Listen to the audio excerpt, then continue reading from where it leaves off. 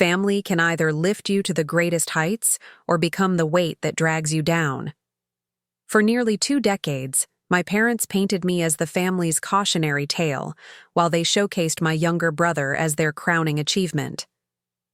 What they never expected was that the son they dismissed would one day land a helicopter on their perfectly manicured lawn, changing the family dynamic forever. I'd love to know which corner of the globe you're watching from, and if this story speaks to you, make sure to subscribe.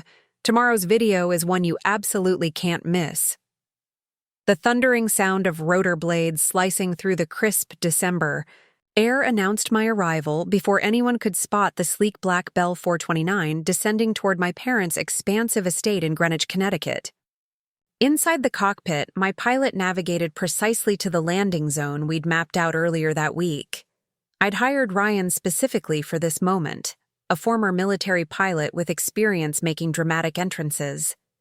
Today's entrance needed to be flawless. The helicopter touched down on the winter-hardened grass of my parents' back lawn, sending fallen leaves swirling in spirals around us. Through the window, I could see curtains moving in the house, faces appearing at windows, and eventually, the back door opening as stunned relatives spilled out onto the terrace. I straightened my custom-tailored Tom Ford suit, checked my Patek Philippe watch, a personal reward when my company hit its first billion in valuation, and took a deep breath. The moment I'd been planning for 5 years had arrived. This wasn't about revenge. It was about reclaiming my narrative. I'm Jackson Mercer, 36, founder and CEO of Horizon Systems, a green energy storage company that revolutionized how America's power grid handles renewable integration. Until 3 days ago, I hadn't set foot on my parents' property in 8 years. The last time I'd attended a Mercer family Christmas, I'd arrived in a used Honda Civic that barely made it up the driveway, enduring snide comments about my little science project company and questions about when I'd get a real job like my brother. Today's entrance would rewrite history, not just for me, but for every underestimated person who'd been told they weren't enough. As Ryan powered down the engines, I glimpsed my mother's face in the crowd, her perfect blonde bob and perpetually surprised expression, courtesy of decades of Botox, frozen in genuine shock for perhaps the first time. Beside her stood my father, silver-haired and imposing even at 68, his usual mask of stern disappointment momentarily replaced by confusion. And there, emerging from the crowd with his signature confident stride, was my younger brother Anthony, golden child, star quarterback in high school, Princeton graduate, and successful hedge fund manager who had followed perfectly in our father's footsteps. Anthony had always been the sun around which our family orbited. I had been the distant, puzzling planet that never quite fit the Mercer solar system. The cabin door opened, and I stepped out into the December chill, the weight of the moment washing over me. This wasn't just a dramatic entrance. It was the culmination of years of silence, of building something extraordinary while being written off by the people who should have believed in me first. Growing up as the eldest son of William and Eleanor, Mercer meant living under the microscope of expectation. Our sprawling colonial home in Greenwich's most exclusive neighborhood announced our status to the world.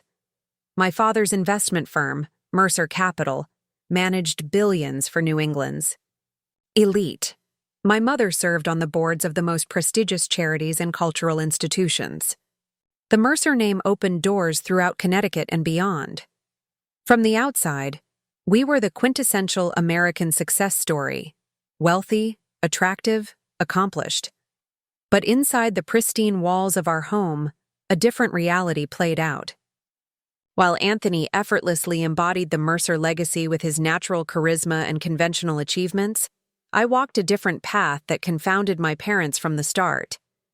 Where Anthony excelled at sports and social politics, I disappeared into books about renewable energy and sustainable technology. While he captained the football team to state championships, I led the robotics club to national competitions that my parents never attended. His room displayed trophies. Mine was filled with prototypes and circuit boards. Jack's just going through a phase, my mother would explain to her friends at charity galas, her voice carrying just enough for me to overhear from across the room. He'll grow out of these hobbies soon enough. My father was less diplomatic. The boy needs to learn how the real world works, he'd declare after I'd presented yet another science fair medal at the dinner table, only to have the conversation immediately pivot to Anthony's latest touchdown pass. These little experiments won't put food on the table or build a legacy. The pattern was established early and reinforced consistently. Anthony's achievements warranted family celebrations. My accomplishments received cursory acknowledgement before conversation shifted to more important matters, namely, whatever Anthony was doing. When we both graduated with honors, me from high school and Anthony from middle school, the same year, my parents hosted an elaborate party ostensibly for both of us. The cake featured a football with Anthony's jersey number. My valedictorian speech wasn't mentioned once during the toasts. I learned to expect it, to steel myself against the subtle and not-so-subtle messages that I wasn't the son they'd hoped for. I poured myself into my passion for renewable energy, technology, finding mentors outside my family who recognized what my parents couldn't see. Dr. Harriet Chen, my high school physics teacher, was the first to take me seriously. "Jackson, this battery design concept is remarkable," she told me after I'd stayed late working in the lab.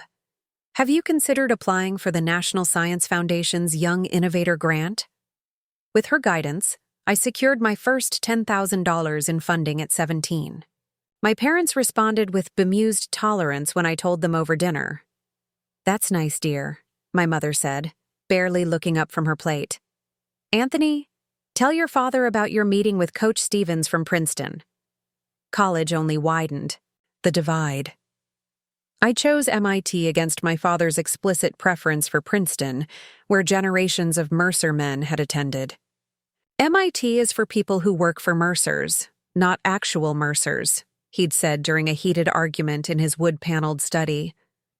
I went anyway, funding my education with scholarships and grants, refusing the family money that came with strings attached. Those 4 years gave me the distance to see my family dynamics clearly for the first time.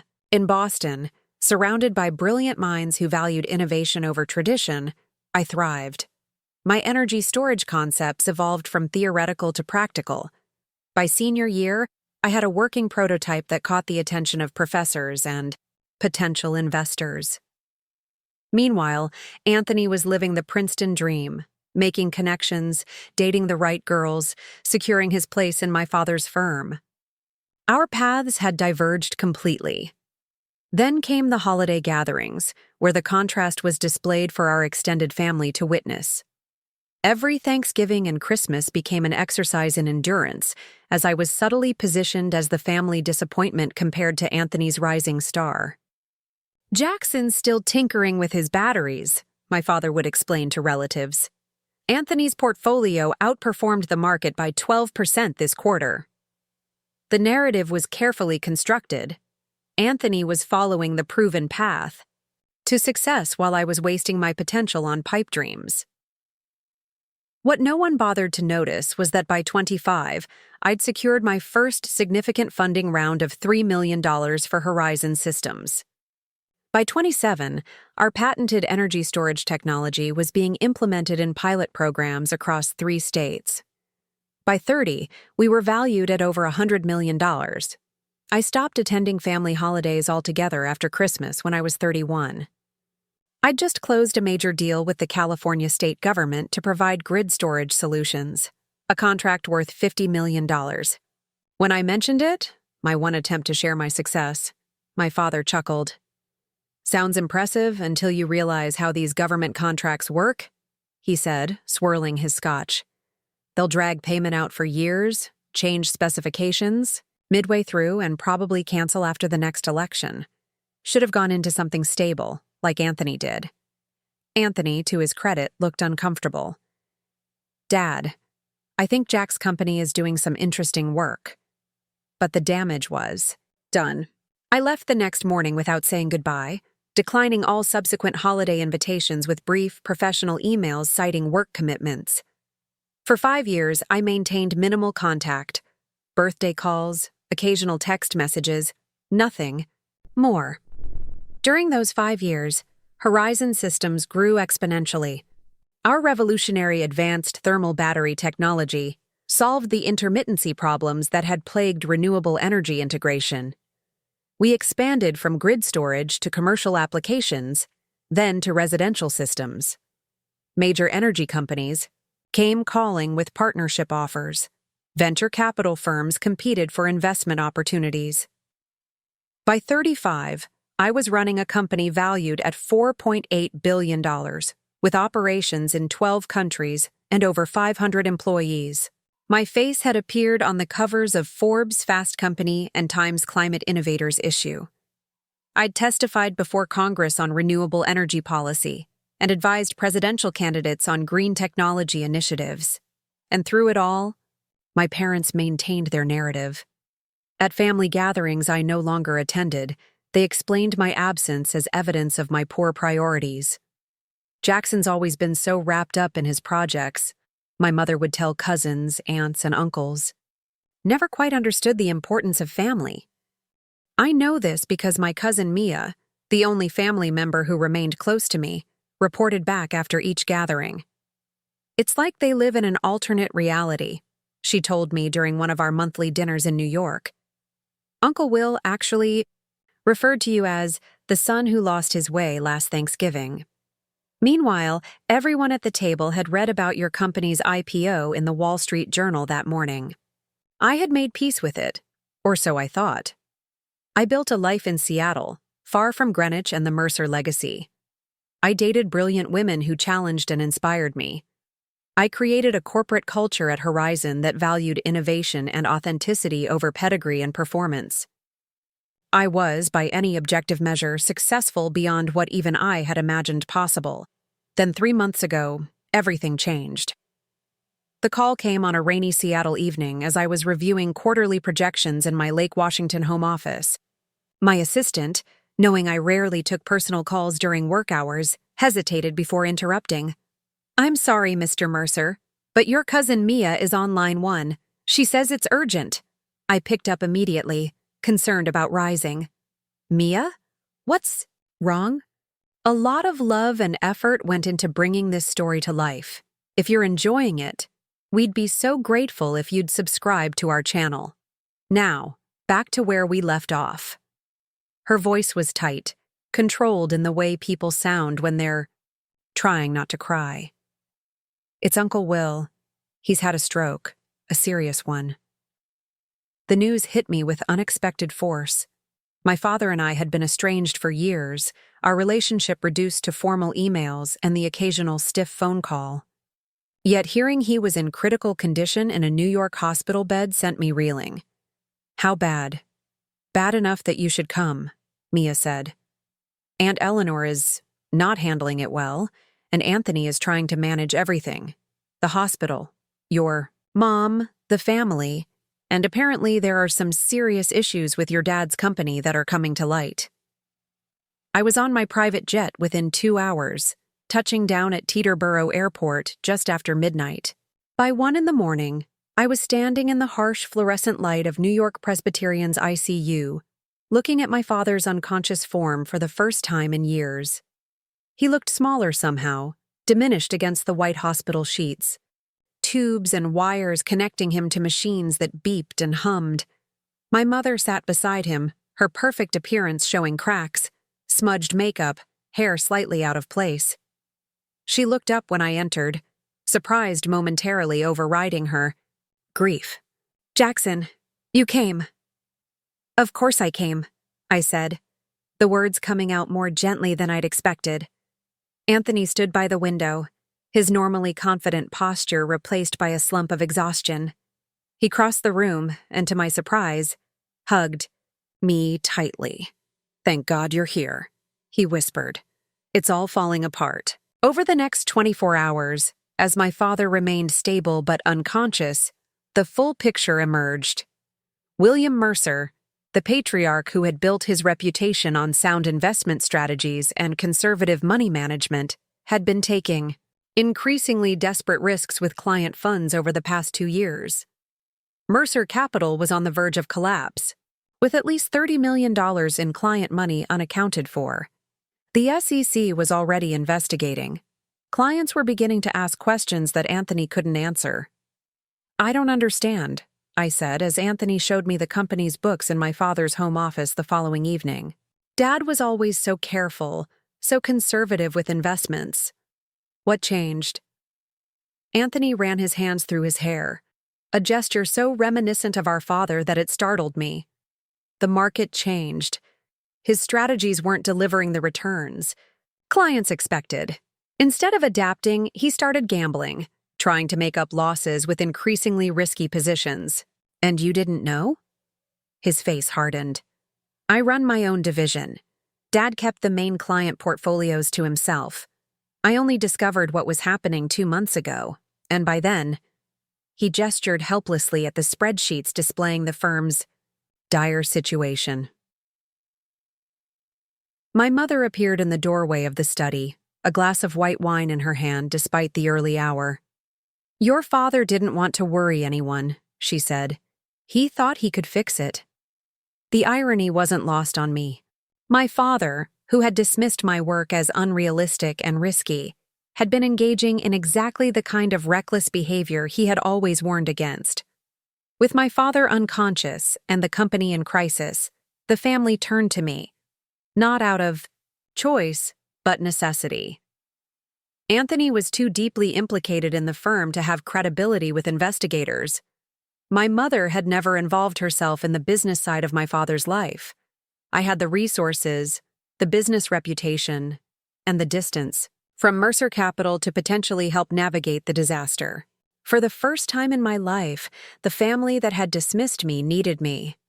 I spent 2 weeks in New York, working with lawyers, meeting with SEC investigators, and trying to understand the extent of my father's financial manipulations. The picture that emerged was grim. Without immediate intervention, Mercer Capital would collapse, clients would lose millions, and my father, if he recovered, would likely face criminal charges. Anthony and my mother watched me with a mixture of hope and wariness as I worked from my father's study, making calls and developing a strategy. They didn't quite trust me, but they had no choice but to rely on me. On day 15, as I sat beside my father's hospital bed during my daily visit, his eyes opened for the first time. He looked at me with momentary confusion, then recognition. "Jackson," he said, his voice raspy from the ventilator that had been removed just days earlier.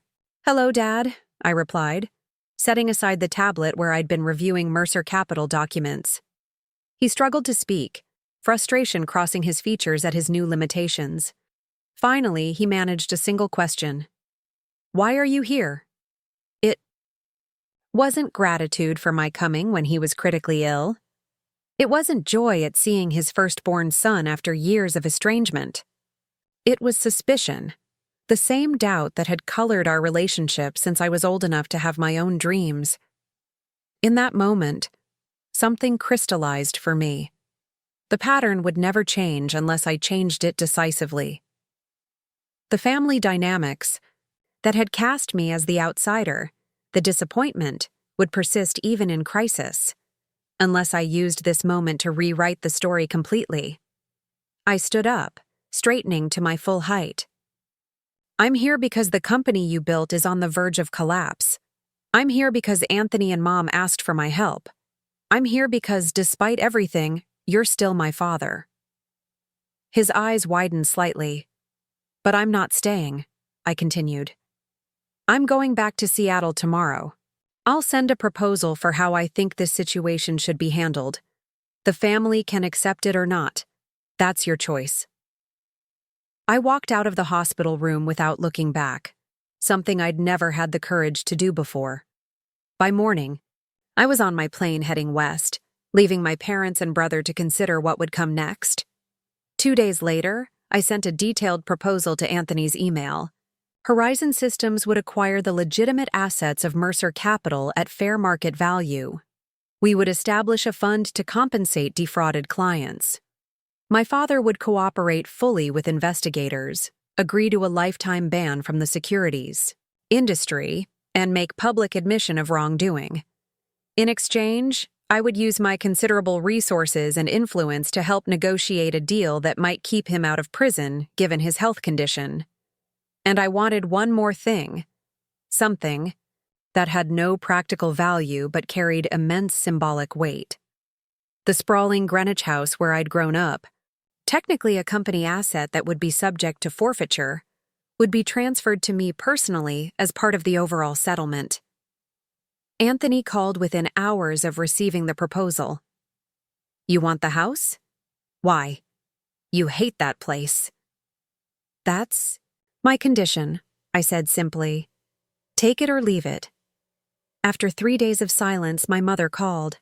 "We accept your terms," she said, her voice tight with some emotion I couldn't identify. "All of them. Over the next 6 months, I managed the crisis largely from Seattle, flying east only when absolutely necessary for meetings with regulators or attorneys.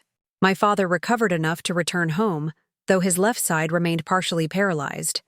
The legal process moved forward according to the framework I'd established.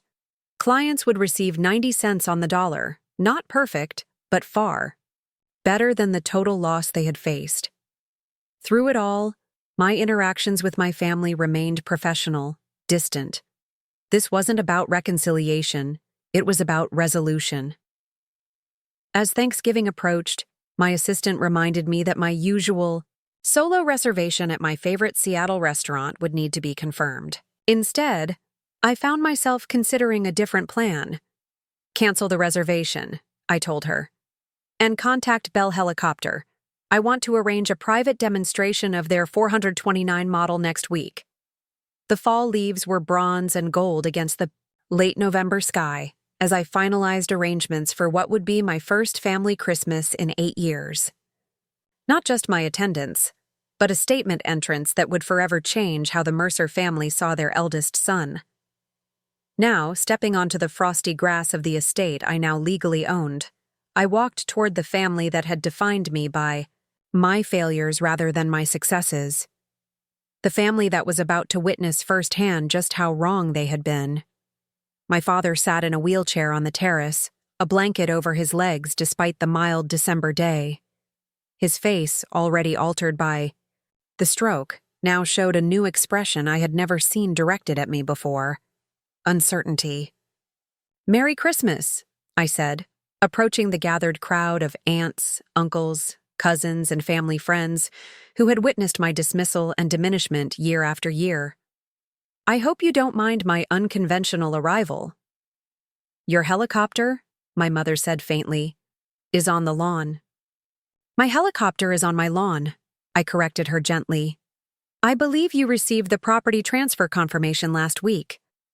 A collective inhale seemed to pass through the assembled relatives. In the silence that followed, I caught glimpses of confusion, surprise, and, from several cousins including Mia, barely suppressed smiles. Anthony stepped forward, extending his hand. "Dramatic entrance, Jack. But then, you always did know how to make a statement." I shook his hand, noting the newfound respect in his eyes. "Some statements need to be made clearly," I replied. "Now, shall we go inside? I believe we have a lot to discuss about the future of this house and this family." The awkward silence that followed our procession into the house was almost worth the years of dismissal. My relatives tried and failed to hide their shock as we moved from the terrace into the grand living room, the same room where I'd been strategically seated at the far end of holiday gatherings, away from important conversations and influential family connections. Today, I took my father's usual armchair without hesitation. The symbolism wasn't lost on anyone, especially my mother, who hovered uncertainty before perching on the edge of the sofa. "Jack, we didn't expect," she began, her carefully maintained composure slipping. "A helicopter," I supplied. or my presence at all. Anthony stepped in smoothly, even the diplomat. Both, honestly. But it's good you're here. Everyone's been asking about you. I glanced around the room at aunts, uncles, and cousins I hadn't seen in years. Uncle Robert, my father's younger brother and partner at Mercer Capital, avoided my gaze entirely. Aunt Patricia, my mother's sister and longtime family gossip amplifier, studied me with naked curiosity. My 3 cousins from the Boston branch of the family clustered together, whispering. Only Mia offered a genuine smile. I'm sure they have been asking, I replied evenly, though I wonder which version of me they've been hearing about. A server, one of the many staff my mother hired for holiday gatherings, appeared with a tray of champagne flutes. I declined, accepting sparkling water instead. 5 years sober was another personal achievement my family didn't know about. Father, who had been wheeled to a spot near the fireplace, finally spoke. His voice, once so commanding it could silence a boardroom with a single word, now emerged slower and slightly slurred from his stroke. Why the theatrics, Jackson? He asked, gesturing vaguely toward the window where my helicopter was visible, on the lawn. Was driving not dramatic enough? Before I could answer, my mother interjected with forced brightness. Your father means that we're surprised, but delighted you could join us after so long. Aren't we, William? My father's expression suggested delighted wasn't the word he'd have chosen.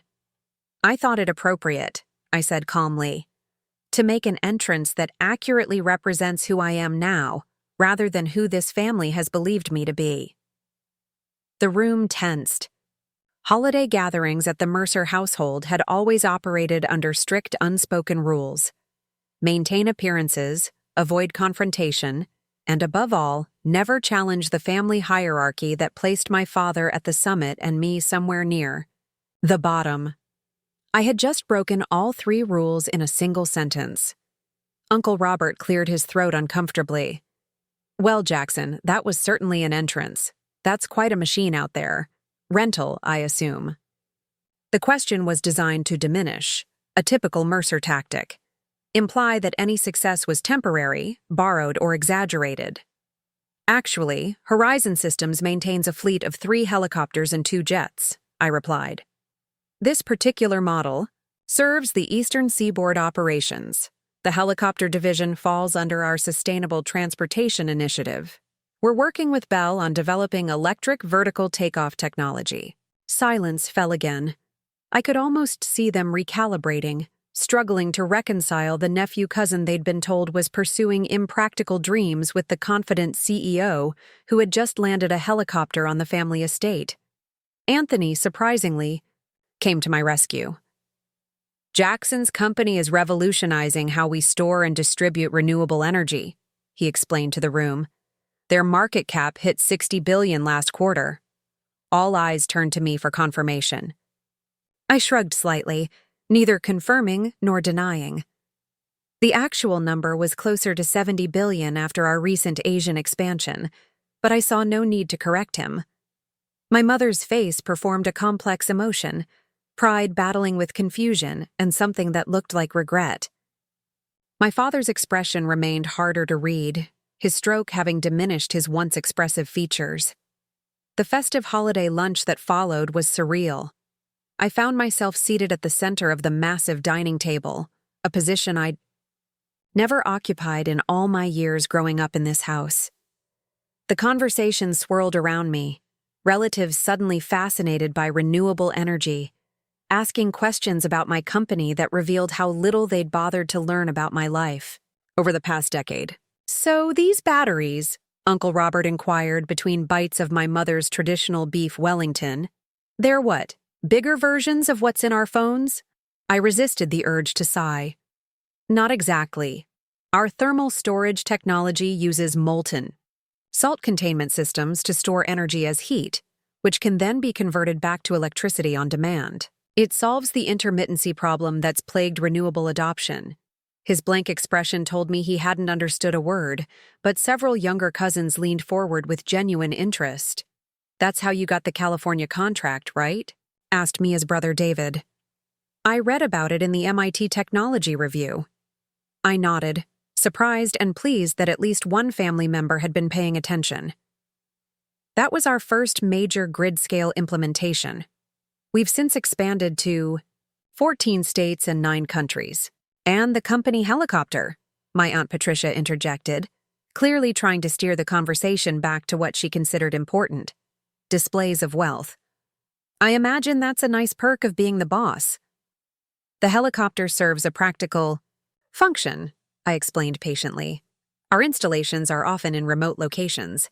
Being able to transport engineering teams quickly maximizes efficiency. Throughout lunch, I noticed Anthony watching me with an expression I couldn't quite place. It wasn't the competitive glare I might have expected from the golden child suddenly outshone. Instead, he seemed relieved, curious. Several times he steered the conversation to highlight aspects of my work, almost as if he were proud of me. My mother fluttered between appearing delighted to have her successful son home and disconcerted by the shift in dynamics his success represented. She repeatedly mentioned Anthony's achievements at Mercer Capital, then immediately looked guilty, as though suddenly aware of how this pattern might appear to me. My father ate little, said less. His eyes followed me with an intensity that suggested his mind was far more active than his body currently allowed. After dessert, my mother's famous cranberry trifle that I'd actually missed during my years of absence, the gathering dispersed throughout the house. Older relatives retired to the den for football, younger cousins headed to the game room downstairs, and I found myself alone in the kitchen with Anthony as he poured himself coffee. Black? 2 sugars still? He asked, reaching for a second cup. Just black now, I replied, surprised he remembered my preference at all. He handed me the steaming mug. So, a helicopter. I couldn't help but smile slightly. Subtle, right? About as subtle as a sledgehammer, he chuckled. Then his expression sobered. But I get it. I really do, Jack. The nickname caught me off guard.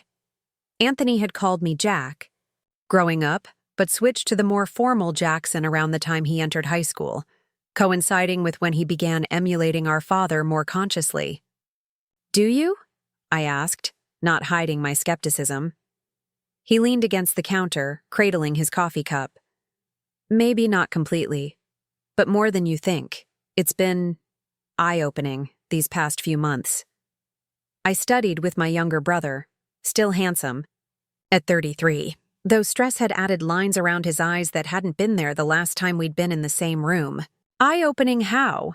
I prompted. Anthony glanced toward the doorway, ensuring we were alone. Working with you on the company situation, watching how you handled everything, it made me see what Dad did to you, to us, all those years. Which was? Set us against each other. Cast you as the dreamer and me as the practical one. He wrapped it up as family tradition, but really, it was just his way of maintaining control. The assessment was surprisingly insightful coming from the son who had seemed to thrive under our father's approval. You benefited from that dynamic, I pointed out, not accusingly but stating a fact. Did I?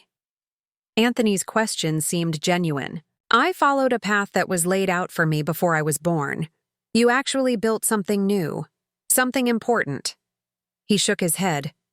The irony is, Dad always said I was the one with business instincts, but you're the one who created a company that's changing the world. The conversation was veering into territory I hadn't expected, territory that threatened the emotional distance I'd carefully maintained. I shifted, taking a sip of coffee. How is the transition going at Mercer Capital? I asked, steering us back to business. Anthony accepted the change of subject with a nod. The acquisition team from Horizon has been thorough and fair. Better than fair, actually. You didn't have to protect the junior staff the way you did. They weren't responsible for Dad's decisions, I replied. No, but most acquiring companies wouldn't care about that distinction. We fell silent, the kitchen's expensive appliances humming softly around us. I didn't know, Anthony finally said. About the client funds, I mean. I need you to believe that. I studied him, searching for signs of deception. I'd spent years assuming Anthony was complicit in all our father's machinations, personal and professional. But the man standing before me looked genuinely distressed. I believe you, I said simply. Relief washed over his features. The thing is, Jack, I'm not sure what I'm going to do now. My entire identity has been wrapped up in Mercer Capital, in being William Mercer's son and successor, and now, you get to figure out who Anthony Mercer actually is, I finished for him. He looked startled, then thoughtful. I guess that's one way to look at it. It's the only way that leads anywhere worth going, I said, thinking of my own journey to separate my identity from the family narrative. Before he could respond, the kitchen door swung open, and our mother entered. She hesitated, sensing she'd interrupted something. There you are, she said, her social smile sliding into place. The Bakers just arrived and are asking about both of you. The Bakers, longtime family friends whose daughter Melissa had been pushed at Anthony since high school as an appropriate Mercer match. Some dynamics never changed.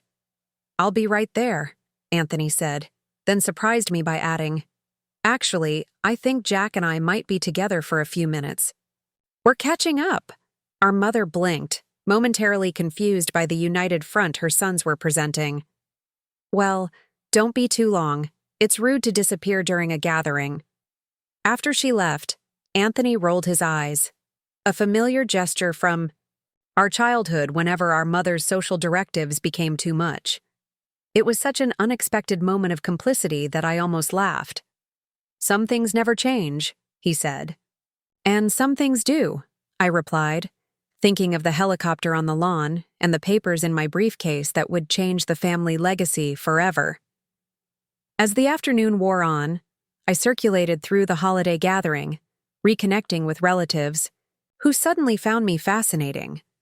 I deflected personal questions with practiced ease and redirected business inquiries toward the humanitarian applications of our technology, rather than financial details. Throughout it all, I observed the house. With new eyes, the sprawling colonial that had once represented everything I couldn't measure up to now struck me as something else entirely, a museum of outdated values, preserved in amber and disconnected from the real world I operated in daily. The formal. Living room where deals were discussed and reputations made. The dining room where family hierarchy was reinforced through seating arrangements and conversation control. The library where my father had lectured rather than listened. Every space designed to intimidate and impress rather than welcome or nurture. Even the Christmas decorations, expensive and impeccable as always, seemed cold, professionally designed to create an image rather than celebrate a feeling. The massive Norway spruce in the foyer was decorated in the same silver and blue theme my mother had favored for decades, not a single ornament out of place or selected for sentimental value. I found myself in my father's study around 4 o'clock, ostensibly taking a business call but really seeking a moment alone to recenter. The wood-paneled room had been the inner sanctum of the Mercer Empire, a space where I'd rarely been welcome and never comfortable. Now, I sat behind his imposing mahogany desk, noticing how the chair was positioned to give him the height advantage over anyone seated across from him. Power dynamics embedded in furniture arrangement. Classic William Mercer. I was examining a shelf of financial industry awards when my father's wheelchair appeared in the doorway. He navigated into the room independently, his good right arm operating the controls with precision. Admiring the trophies? He asked, his voice still carrying authority despite its new limitations. Observing them, I corrected mildly. There's a difference. He guided his chair closer. I always told you that results matter. Those represent results. I turned to face him fully. They represent a particular kind of result, one measured in a very narrow way. My father's jaw tightened, a familiar precursor to one of his lectures about the real world and how it keeps score. Instead, he surprised me by asking, And how do you measure results, Jackson? The question seemed genuine rather than rhetorical, which was unprecedented in our interactions. Impact, I answered simply. How many lives we improve. How we move the needle on climate resilience. Whether we're solving problems that matter. He studied me with an intensity that reminded me of board meetings I'd observed as a teenager, when he was assessing whether to acquire a company or dismantle it. Your helicopter made quite the statement, he finally said. That was the intention. To show us all how successful you've become without our help. I considered my response carefully. To correct the narrative that's been shared about me in this house for 20 years. My father's good hand tightened slightly on the armrest of his wheelchair. You think we've misrepresented you? I know you have, I replied evenly. The underachieving son, the impractical dreamer, the cautionary tale cited to keep younger cousins on the approved Mercer path. A muscle worked in his jaw. You always were sensitive to criticism. Observation isn't sensitivity, Dad.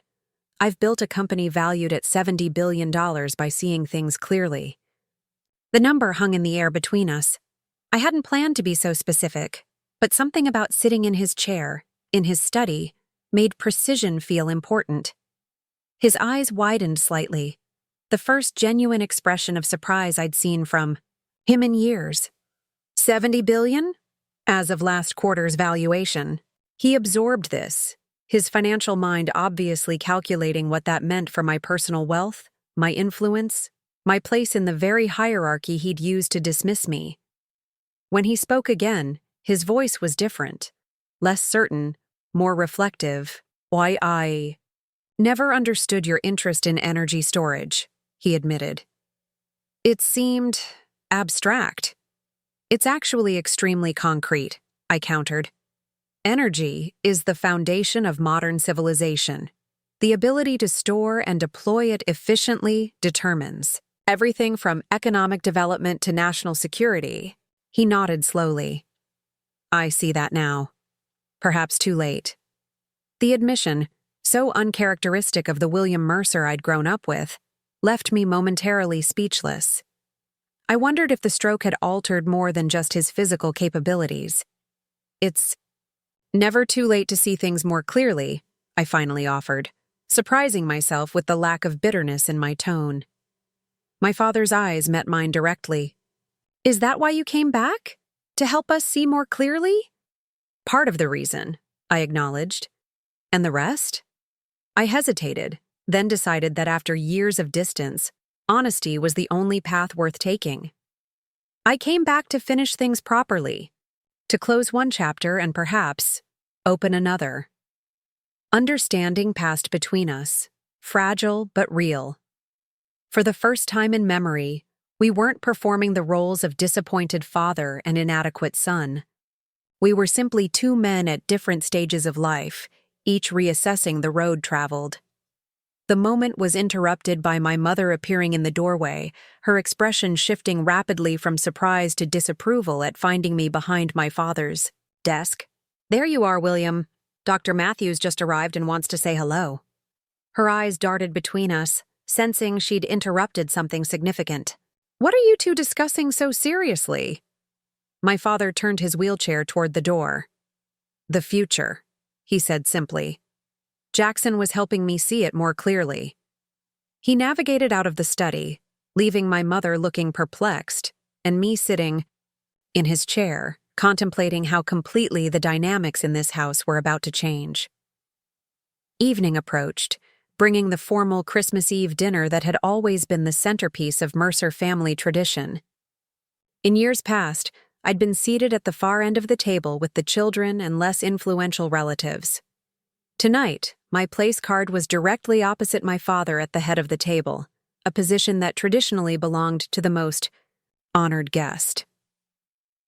As I took my seat, I noticed my mother had replaced her usual silver candlesticks with sleek modern ones that looked suspiciously like the award-winning design created by Horizon's industrial team for our sustainable home collection. A small gesture, perhaps, but a telling one. The meal proceeded with the practiced elegance that my mother had perfected over decades of entertainment. 3 courses in, as servers presented the main dish, I caught Anthony's eye across the table. He gave me a slight nod, our prearranged signal. It was time. I reached for the leather portfolio I'd placed beside my chair and withdrew a slim document folder emblazoned with the Horizon Systems logo. The conversation around the table gradually quieted, as relatives noticed the business materials appearing at a family dinner, a breach of another unspoken Mercer rule. "I have an announcement," I said, my voice carrying easily in the sudden hush. "One that affects the future of this family and this house." All eyes turned to me, including my father's, his expression unreadable but attentive. I opened the folder and began to lay out exactly how I planned to transform the Mercer legacy. Forever. The silence that fell over the dining room was profound. 20 pairs of eyes fixed on me as I removed several documents from the Horizon Systems folder and placed them carefully on the table beside my plate. Even the servers paused, sensing the shift in atmosphere. "As most of you know," I began, my voice steady. "Mercer Capital experienced a significant crisis earlier this year. What you may not know is the full extent of that crisis, or how it's being resolved." My father's jaw tightened, but he made no move to stop me. My mother's fingers curled around her wine glass, knuckles whitening. "Dad?" Uncle Robert's voice carried a warning. "Perhaps this isn't the appropriate venue for—" "It's exactly the appropriate venue," I countered.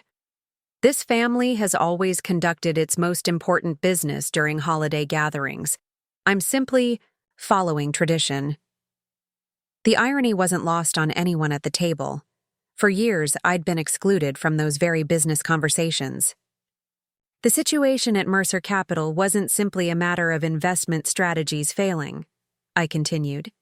There were serious regulatory violations that put the firm at risk of collapse and left clients facing significant losses. Murmurs rippled around the table. While the family knew something had happened, the details had been carefully controlled, the narrative sanitized. My blunt assessment cut through months of euphemisms and evasions. "Jackson?" my mother interjected, her social smile strained but intact. "Surely this can wait until after dessert." "No, Eleanor," my father said, surprising everyone. "Let him speak. It's time for the truth to be told." The use of my mother's first name, so rare in family settings, underscored the gravity of the moment. My father nodded for me to continue, a gesture of permission that would have meant everything to me years ago, but now served merely as acknowledgement of a changing reality. 3 months ago, Horizon Systems began the process of acquiring Mercer Capital's legitimate assets, I explained. "We've established a restitution fund for affected clients and negotiated with federal regulators to mitigate the legal consequences for the firm's leadership." I turned to address the wider family directly. "What this means in practical terms is that client investments will be protected at approximately 90 cents on the dollar, a far better outcome than total loss, which was the alternative." Relief shone on several faces around the table. Many of our relatives had investments with Mercer Capital, their financial futures entangled with the family firm. "Mercer Capital, as you've known it, will cease to exist," I continued.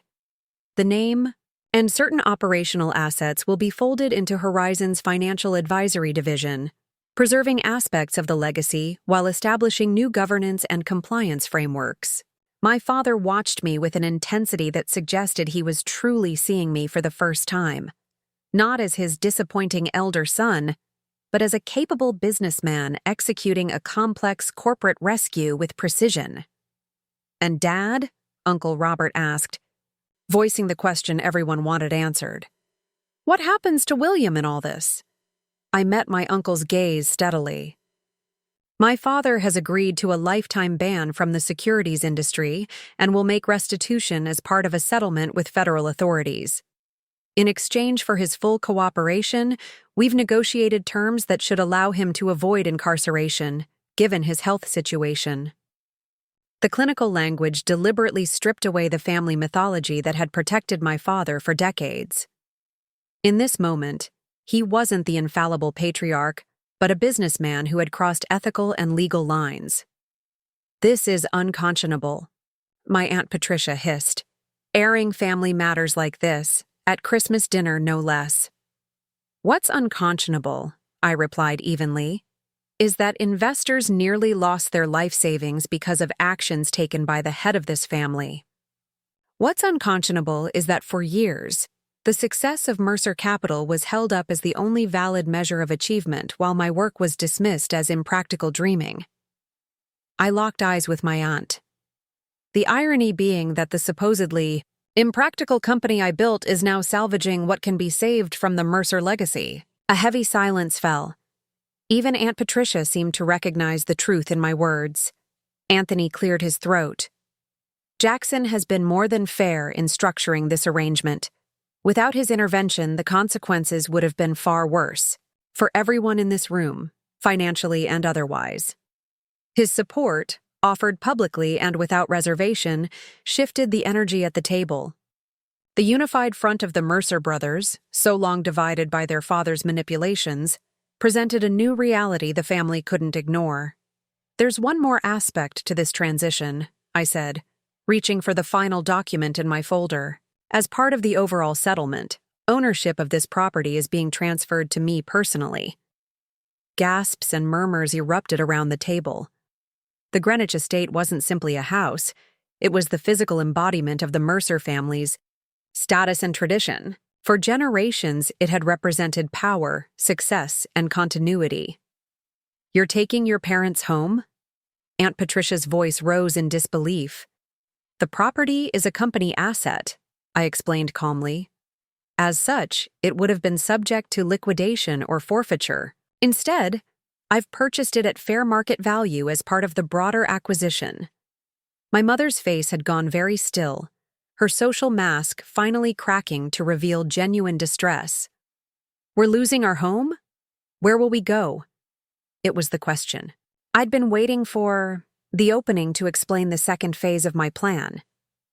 "That brings me to my announcement," I said, unfolding a set of architectural renderings and placing them on the table where everyone could see. "I'm establishing the Mercer Innovation Center for Renewable Energy Policy. This house will be converted into its headquarters." The colorful renderings showed the familiar colonial exterior preserved, but the interior transformed into modern workspaces, research facilities, and conference areas. Solar arrays appeared on the carriage house roof, and the manicured gardens were reimagined as demonstration areas for sustainable landscaping technologies. The center will serve as a nexus between clean energy innovators, policymakers, and financial institutions, I explained as the renderings were passed around the table. Its mission will be accelerating adoption of renewable technologies through strategic policy development and investment frameworks. My father leaned forward in his wheelchair, studying the images with unexpected interest. "You're creating a think tank?"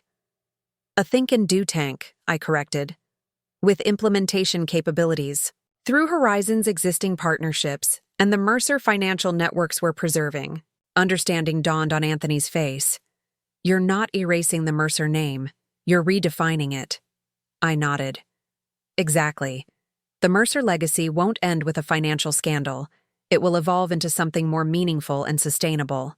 My mother still looked shell-shocked. "But where will we live? William and I can't simply—" "The carriage house is being renovated into a residence," I interrupted, sliding another rendering toward her. "Fully accessible for Dad's needs, with a live-in aides apartment. You'll have independence but remain connected to what's being built here." The carriage house renovation showed a thoughtfully designed space that maintained the luxury my parents expected while accommodating my father's new physical limitations. It was neither punishment nor charity, simply a practical solution that respected their needs while facilitating the broader transformation. "You've thought of everything," my father said quietly. "That's what I do," I replied. Solve complex systemic problems. A strange expression crossed his face, pride mixed with regret. Yes, I see that now. The family sat in stunned silence, absorbing the magnitude of what I was proposing. Not simply a corporate acquisition or a property transfer, but a complete reimagining of what the Mercer name would stand for in the future. Uncle Robert was the first to recover. The financial implications of this conversion have you fully. The center is being established with a $50 million endowment from my personal funds, I interrupted, anticipating his concerns. It will operate as a nonprofit with a sustainable financial model that includes grants, partnerships, and an innovation investment fund. I allowed myself a small smile. The financial modeling has been thoroughly vetted by the same team that's built Horizon into a $70 billion company. My cousin David, who had shown genuine interest in my work earlier, leaned forward. Will there be positions available for family members who might want to be involved? There will be a rigorous application process for all roles, I answered, appreciating his question. Family connections won't guarantee positions, but relevant qualifications and genuine commitment to the mission won't be overlooked either. I let my gaze travel around the table, meeting each person's eyes briefly. The center represents a new chapter for the Mercer legacy, one based on merit, innovation, and positive impact rather than entitlement or tradition for tradition's sake. The message was clear. The days of Mercer family members receiving positions based solely on their last name were over, but the opportunity to be part of something meaningful remained open to those willing to earn it. As the initial shock subsided, the dining room filled with questions, some practical, others philosophical. What would the timeline be for the conversion? Would certain family gatherings still be permitted in the space? How would the center's work interface with existing energy policy frameworks? I answered each question directly, demonstrating a command of details that reinforced my position. This wasn't an impulsive act of revenge, but a carefully structured transformation with purpose beyond merely changing who controlled the family estate. Throughout the discussion, I noticed my father watching me with an expression I'd never seen directed at me before, a mixture of respect and something that might have been remorse. My mother alternated between looking devastated at the loss of her showplace home and intrigued by the carriage house designs that would now be her domain. Anthony remained thoughtfully quiet, occasionally adding context that supported my vision. He'd been part of the planning phases, I realized. My brother had truly reassessed his position in the family narrative. As the conversation evolved, dessert was served. My mother's traditional Yule log cake, a recipe unchanged since my childhood. The familiar taste provided a strange counterpoint to the revolutionary changes being discussed around it. I have one question, my father said during a lull in the conversation. The table quieted immediately. William Mercer's authority might be diminished, but decades of family dynamics didn't vanish overnight. You could have simply let Mercer Capital collapse, he said, his gaze fixed on me. You could have watched. From Seattle as everything I built crumbled. It would have been justified, given how I treated your ambitions. Why didn't you? The question cut to the heart of everything that had transpired between us. For a moment, I considered deflecting with a business rationale about asset values and strategic acquisitions. Instead, I chose honesty. Because destruction isn't my purpose, I said simply. I build things, solutions, systems, futures. Letting Mercer Capital collapse completely would have hurt innocent people, clients, employees, family members who had nothing to do with our complicated history. I set down my dessert fork. And, because despite everything, you're still my father. The lessons you taught weren't always the ones you intended, but they shaped me nonetheless. Something shifted in his expression, a softening around the eyes, a release of tension in his jaw. For perhaps the first time in my adult life, I saw my father without the armor of certainty and authority he'd always worn. The center, he said, gesturing to the rendering still spread across the table, is an elegant solution. Coming from William Mercer, elegant was among the highest praise possible. I acknowledged it with a slight nod, not trusting myself to speak immediately. When does all this begin? My mother asked, her voice steadier now as she moved from emotional reaction to practical considerations. The legal transfers are already underway, I replied. Renovation planning begins after the new year. You'll have until March to relocate to the carriage house, which should be completed by then. So quick, she murmured. Necessary, given the regulatory timelines involved, Anthony explained. He turned to me. Will you be overseeing the transition personally? The question contained layers of meaning beyond the practical inquiry. Would I remain engaged with the family after years of distance? Would this Christmas helicopter arrival be a one-time statement, or the beginning of a new chapter in our relationship? I'll divide my time between Seattle and here for the next 6 months, I answered. The center is too important to delegate, completely, and there are aspects of the Mercer Capital integration that require my direct involvement. Relief flickered across several faces around the table, not just my parents and brothers, but cousins and aunts who perhaps realized this transformation offered possibilities rather than simply marking an ending. As coffee was served, the conversation fractured into smaller discussions. Cousins huddled at one end of the table, debating potential roles at the new center. My uncles conferred about the financial implications for their own investments. My mother cornered the family's longtime interior designer, who had been invited to dinner, about possibilities for the carriage house renovation.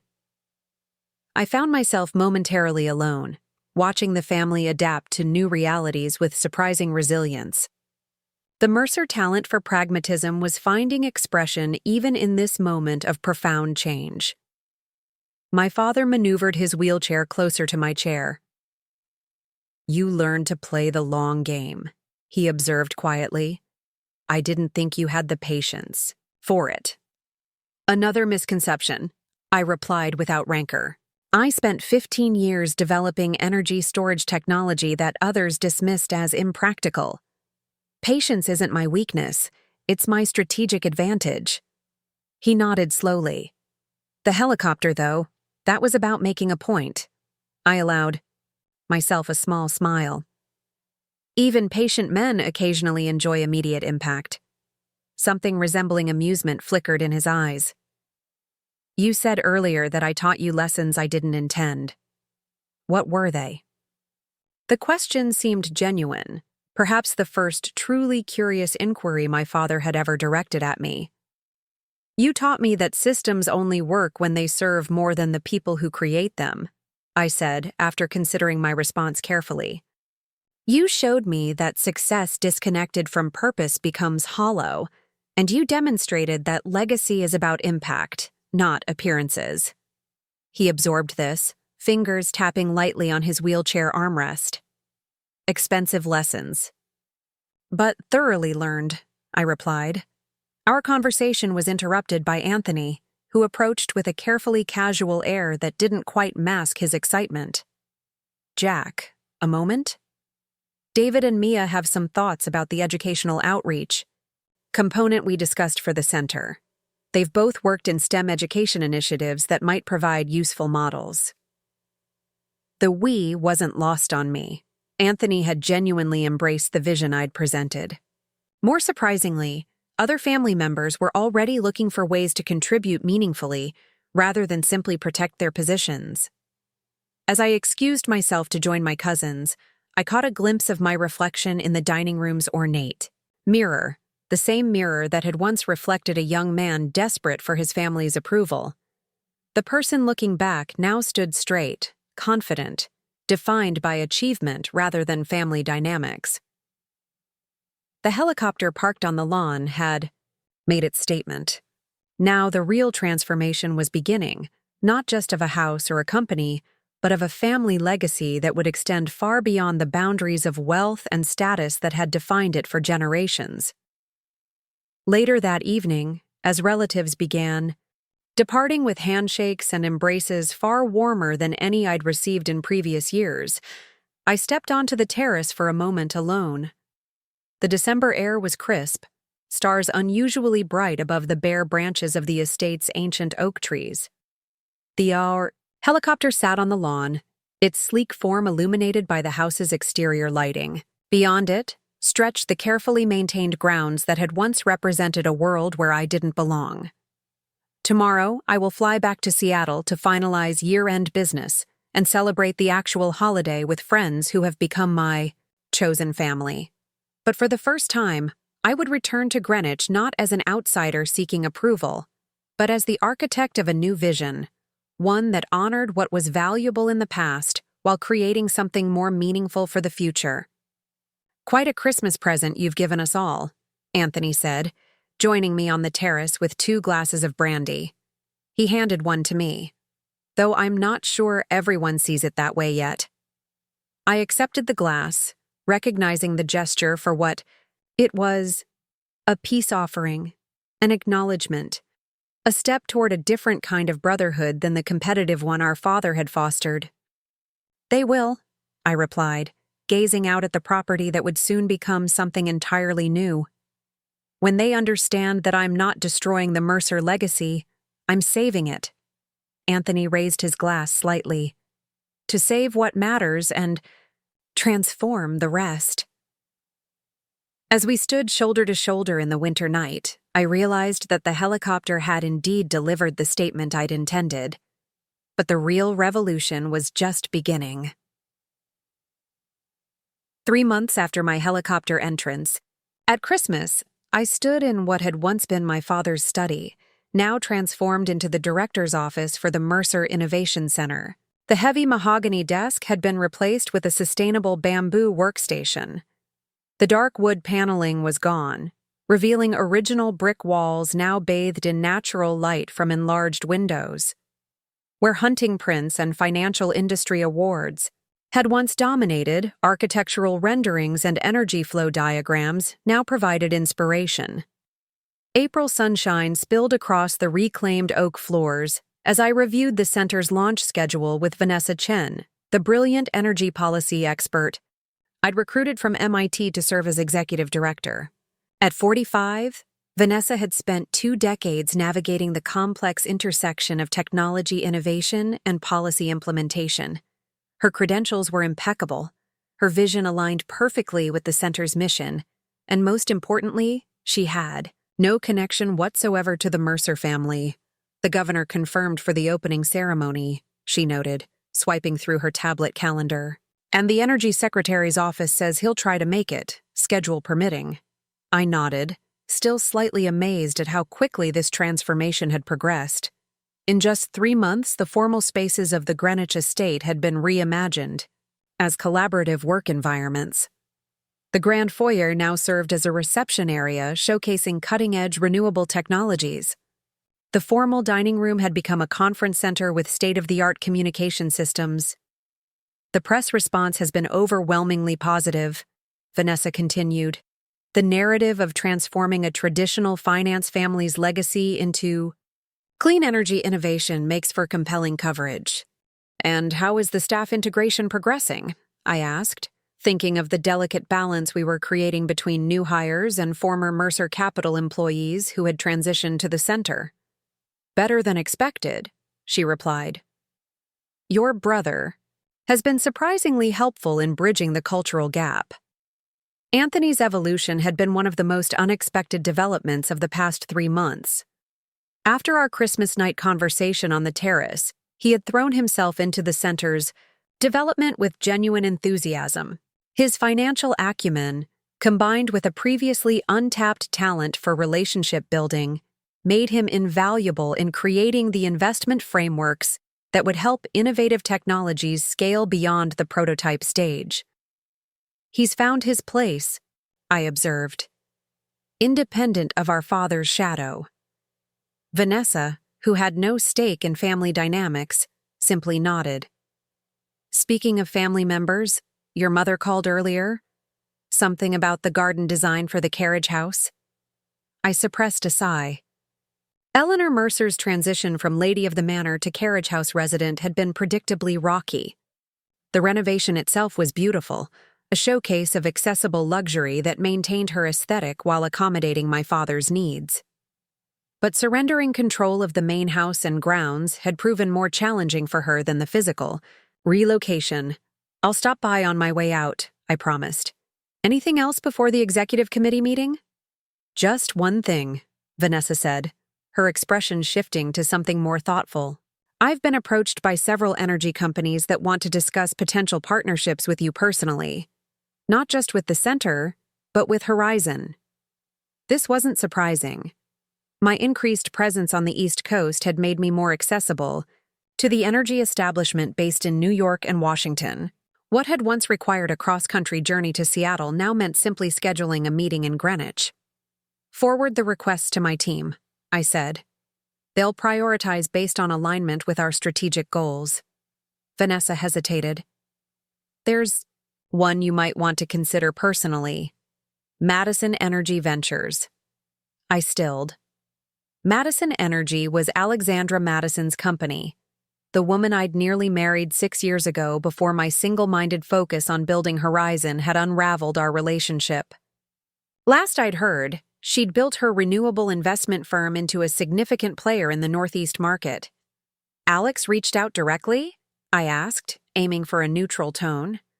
Her office did, Vanessa clarified. They're interested in discussing integration of your storage technology with their microgrids initiative. Have Devin handle the initial conversation, I decided, referring to Horizon's partnerships director. If it advances to serious discussion, I'll get involved. Vanessa nodded, making a note. The executive committee members are gathering in the main conference room. We should head over. As we walked through the transformed house, I found myself still experiencing moments of cognitive dissonance. Spaces that had once been stages for family disappointment now hummed with purposeful energy. The breakfast nook where my father had regularly questioned my career choices now served as a cozy meeting area where policy experts and engineers collaborated over coffee. The executive committee meeting brought together the center's leadership team, a carefully curated mixture of energy technology experts, policy veterans, financial strategists, and environmental advocates. Anthony was there, looking more relaxed in business casual attire than I'd ever seen him in his Wall Street suits. Beside him sat David, our cousin who had surprised everyone with his knowledge of STEM education initiatives. The meeting progressed efficiently, each department reporting on progress since our last gathering.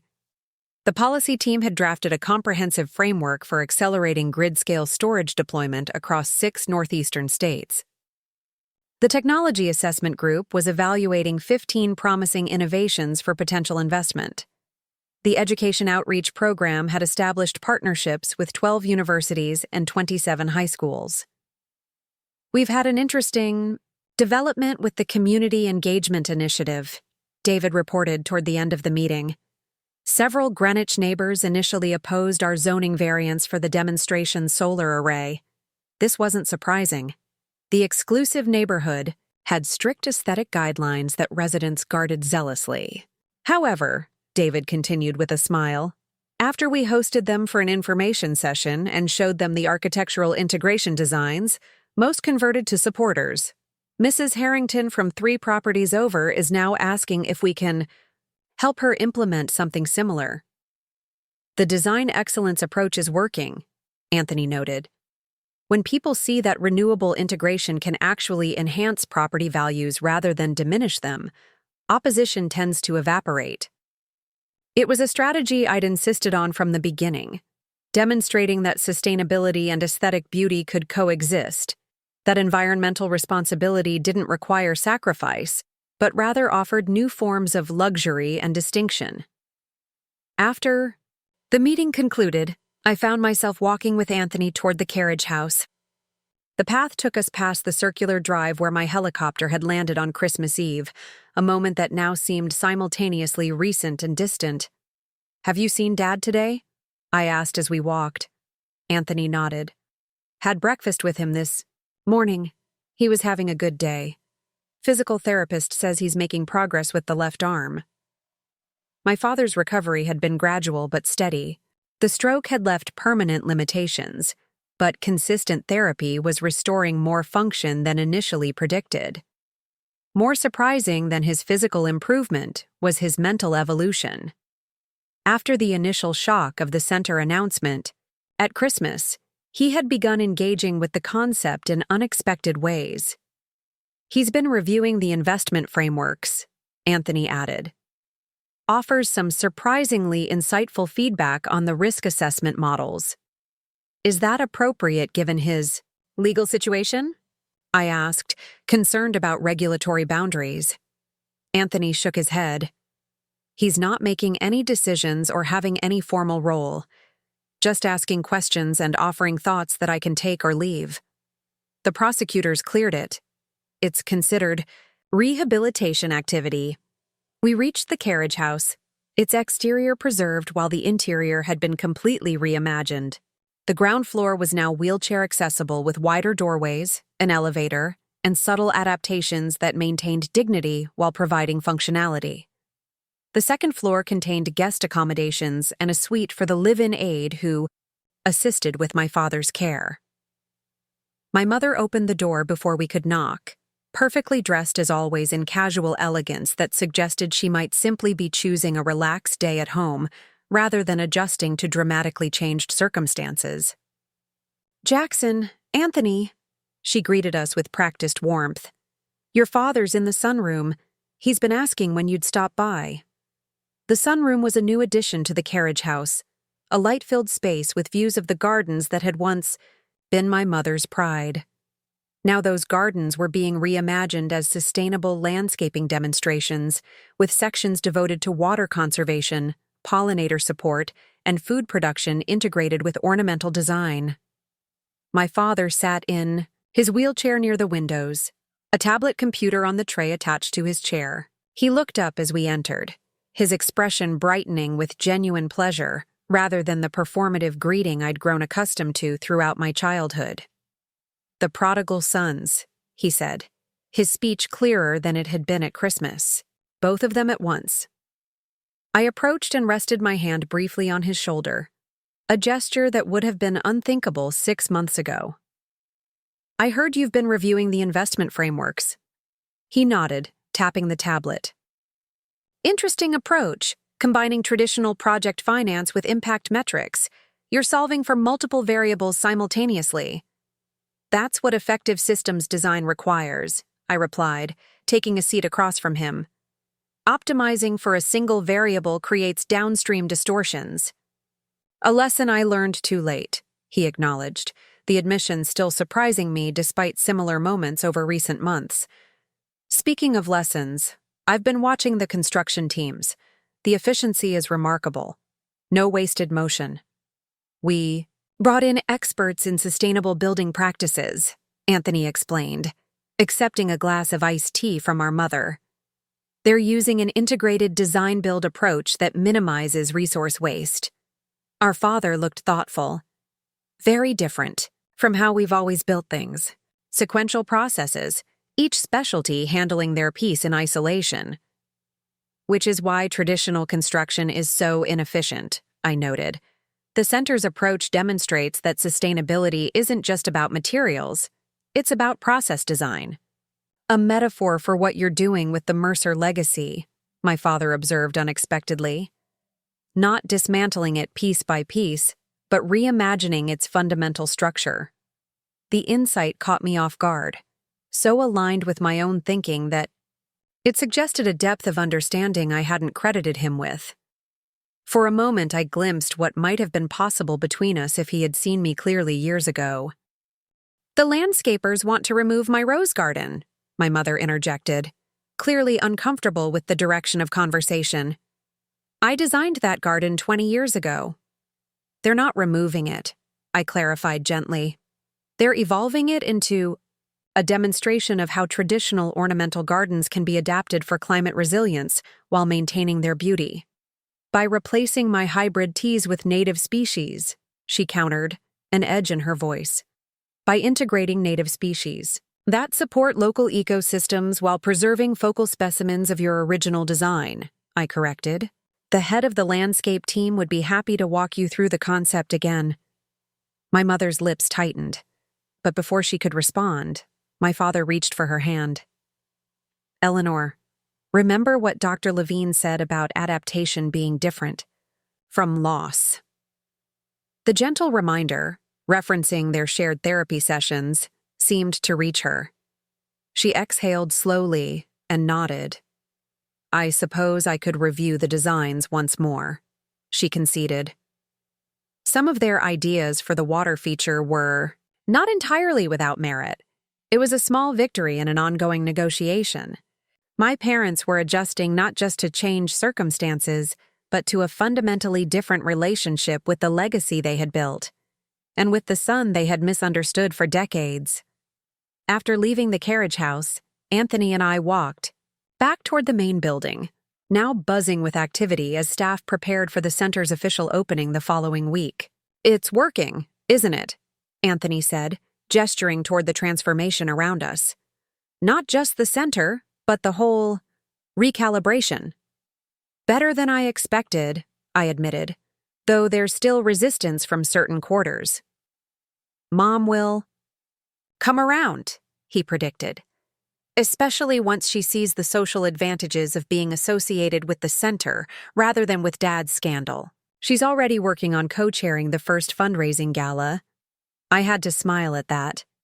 Eleanor Mercer's social instincts were highly adaptable, even when her emotional responses were not. And Dad? I asked. What's your assessment? Anthony considered the question seriously.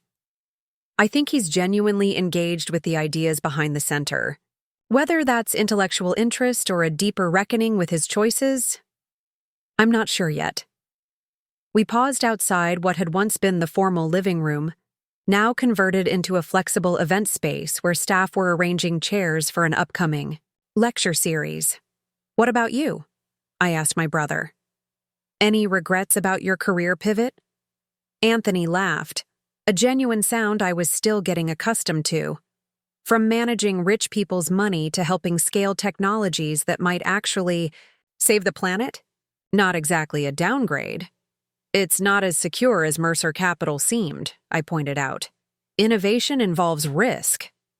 Seemed to be the operative word, he replied dryly. Security was an illusion. Dad's actions proved that. At least here, the risks serve a purpose beyond just accumulating more wealth. His perspective had evolved dramatically since Christmas, perhaps even more than our father's. The golden child had discovered that following the prescribed path hadn't led to fulfillment, while the family disappointment had found purpose by charting his own course. Have you heard from Lance Whitman? I asked, referencing my brother's former colleague who had been particularly vocal about Anthony's betrayal in joining the center, rather than fighting to preserve Mercer. Capital in its traditional form. Anthony's expression hardened slightly. He's still bad-mouthing both of us in financial circles. Claims we've abandoned sound business principles for environmental fantasies. Does that bother you? He considered the question. Less each day? Though I admit, there are moments when I wonder if I've burned too many bridges in my old world. While building new ones in a more important one, I reminded him. True, he acknowledged. By the way, Alexandra Madison's team reached out about potential collaboration between their microgrids and our storage technology.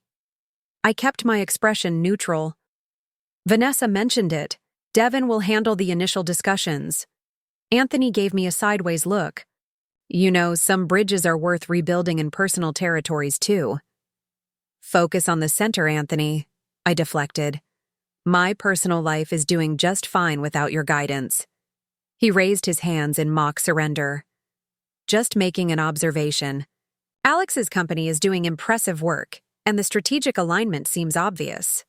Before I could respond, my phone chimed with an alert. I checked the screen and felt a surge of satisfaction. The SEC just signed off on the final settlement. Terms. The press release goes out tomorrow. Anthony exhaled audibly. So it's really done. Dad avoids prison, clients get most of their money back, and Mercer Capital becomes part of history rather than an ongoing scandal. Replaced by something better, I added, glancing around at the center taking shape around us. All because you showed up in a helicopter at Christmas, he mused. Talk about making an entrance.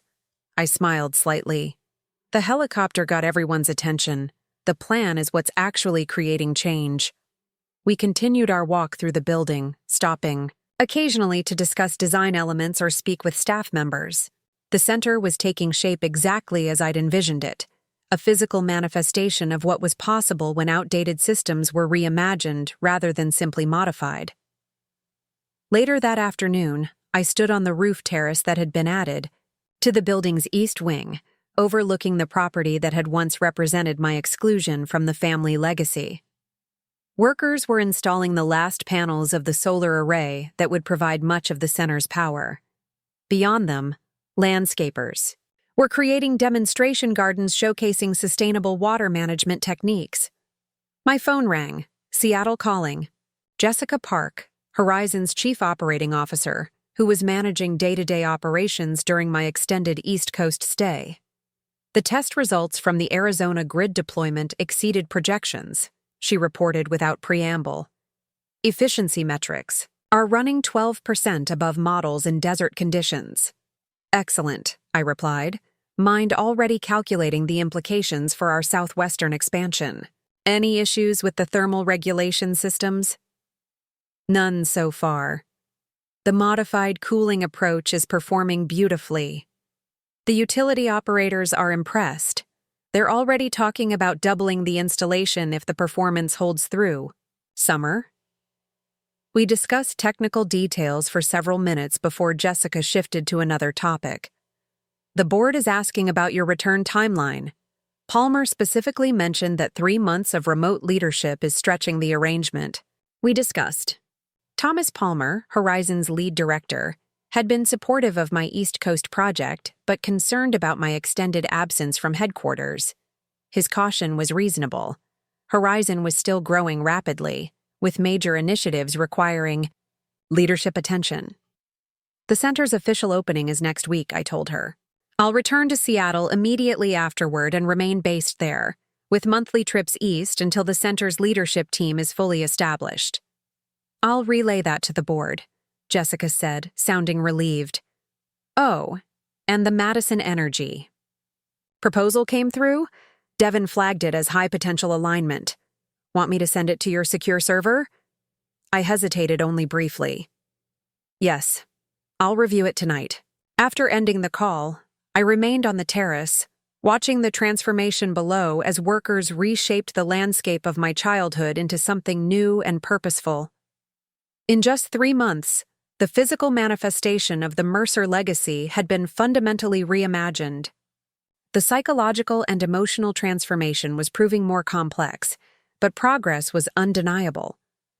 The helicopter landing had made the statement I'd intended, dramatic and impossible to ignore. But the real work happened in the months that followed, in daily decisions and consistent actions that gave substance to symbolic gestures. As the spring breeze carried the scent of newly planted native flowers, I contemplated the center's imminent opening and what it represented. Not an ending achieved through a single dramatic moment, but a beginning built through sustained vision and deliberate execution. The Mercer legacy was being rewritten not through destruction of the old narrative, but through the creation of a new one, powerful enough to render the previous story obsolete. The morning of the Mercer Innovation Center's official opening dawned clear and bright, with spring sunshine, illuminating the property in a way that seemed symbolic of the new beginning we were celebrating. I stood at the window of my temporary apartment on the 3rd floor, once a rarely used guest suite, watching staff make final preparations for the day's events. Media trucks lined the driveway, satellite dishes pointed skyward. Security. Personnel in discreet earpieces positioned themselves around the perimeter. Caterers unloaded sustainable, locally sourced refreshments for the reception. The center's new logo, a stylized M formed by interconnected energy flow lines, adorned banners and signage throughout the grounds. My phone pinged with a text from Eliza Morgan, my communications director who had flown in from Seattle for the launch. CNN just confirmed. They're sending their chief climate correspondent. The NYT environment reporter is already here. WSJ sent someone from their energy desk. The media interest had exceeded even our optimistic projections.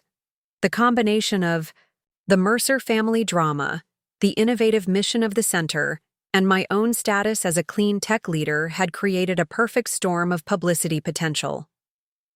"Any problems?" I texted back. "Just the usual security clearances. Everything's on schedule." Governor arrives at 10:30.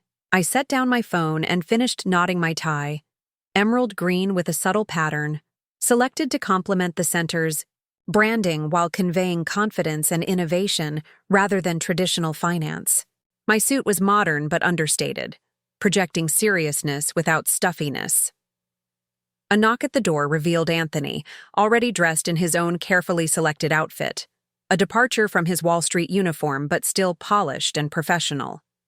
"Nervous?" he asked, entering with 2 cups of coffee from the center's sustainably sourced cafe. "Prepared," I corrected, accepting the coffee. "There's a difference." He smiled slightly.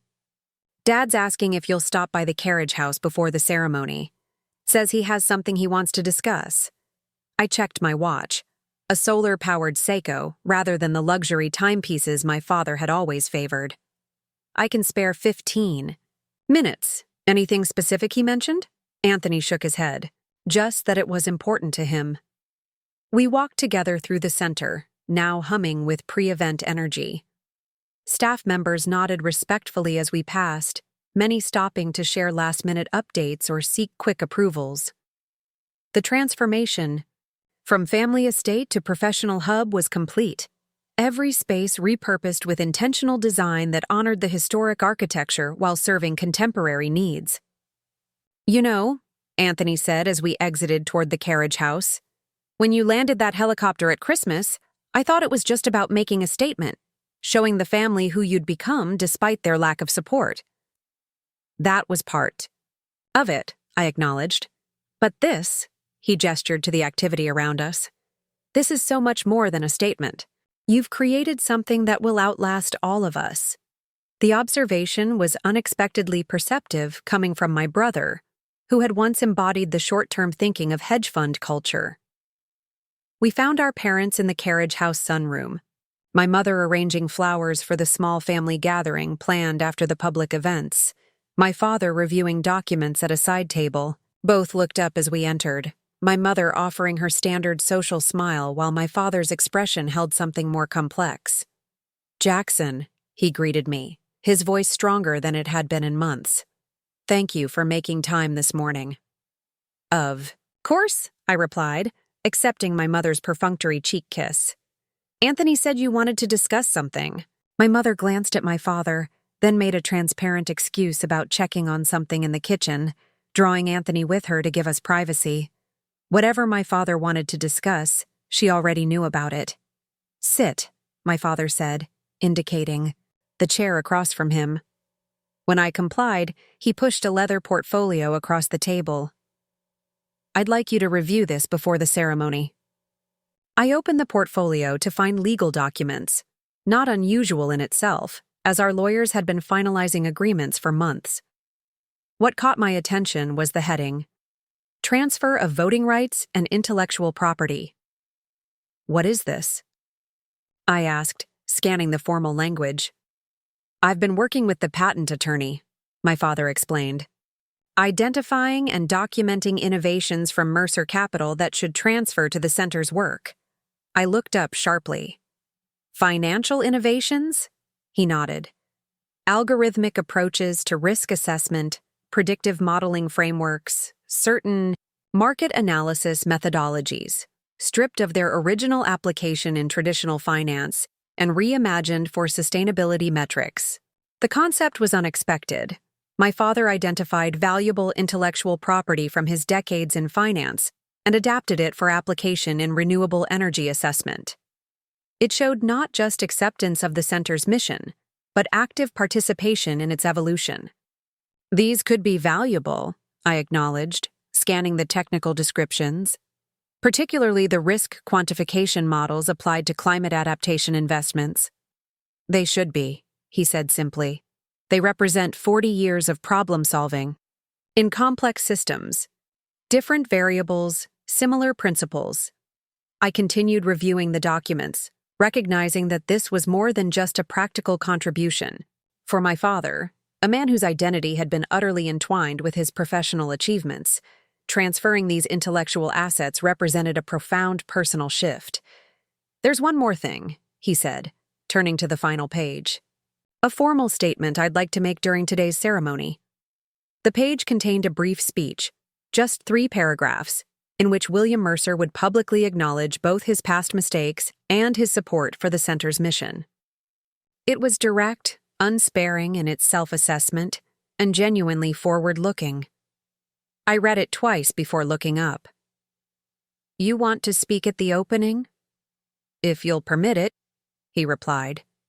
The difference still unfamiliar from a man who had spent decades directing rather than requesting.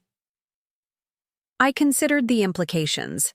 Having my father speak would inevitably shift some attention to the financial scandal that had precipitated this transformation.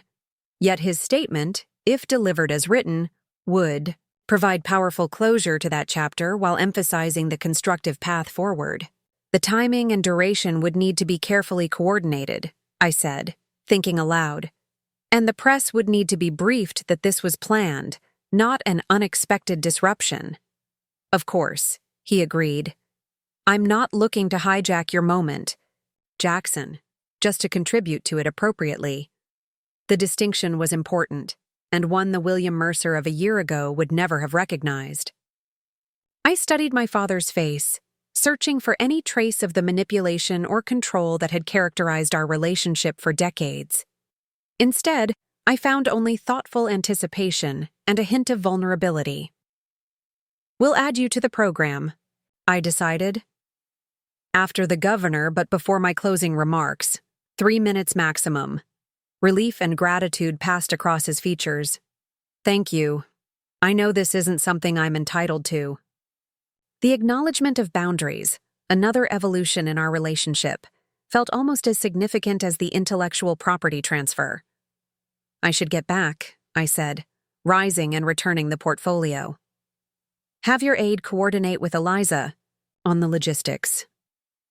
My father nodded, then hesitated before adding, "I'm proud of what you're creating here, Jackson, not because it carries the Mercer name, but because it's genuinely important work."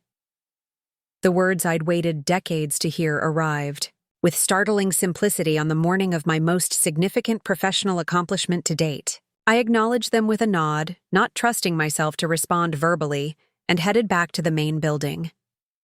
2 hours later, I stood on the specially constructed stage on the center's front lawn, looking out at nearly 300 attendees. Government officials, industry leaders, academic partners, media representatives, and selected community members. The symbolism of the setting wasn't subtle. The same property that had represented traditional wealth and exclusivity was now literally opening its gates to serve a broader purpose. The ceremony progressed with precision. The governor delivered remarks emphasizing the economic development benefits of clean energy innovation. Vanessa Chen articulated the center's mission and strategic approach. Academic partners highlighted research collaborations already underway. Throughout it all, I watched the audience engagement, noting with satisfaction that the media representatives were recording every aspect rather than checking phones or looking bored. When my father was wheeled onto the stage for his unannounced remarks, a ripple of surprise moved through the crowd. He positioned himself at the microphone, declined assistance with his notes, and surveyed the audience with the commanding presence that had once dominated boardrooms. "Many of you know me as William Mercer, founder of Mercer Capital," he began. his voice strong despite his physical limitations. Others know me from less flattering headlines about financial improprieties and regulatory settlements. The blunt acknowledgement created immediate attention. Media representatives leaned forward, sensing an unexpected development. Both identities represent parts of my story, but neither represents what I'm learning to value at this stage of my life, he continued. For decades, I measured success through a single, narrow lens: financial accumulation and influence. That perspective led to serious errors in judgment, harm to clients who trusted me, and perhaps most regrettably, failure to recognize the visionary work of my own son. My father turned slightly to acknowledge me, our eyes meeting briefly before he returned his attention to the audience. The Mercer Innovation Center represents a profound correction, not just to the mistakes of Mercer Capital, but to the limited thinking that created them.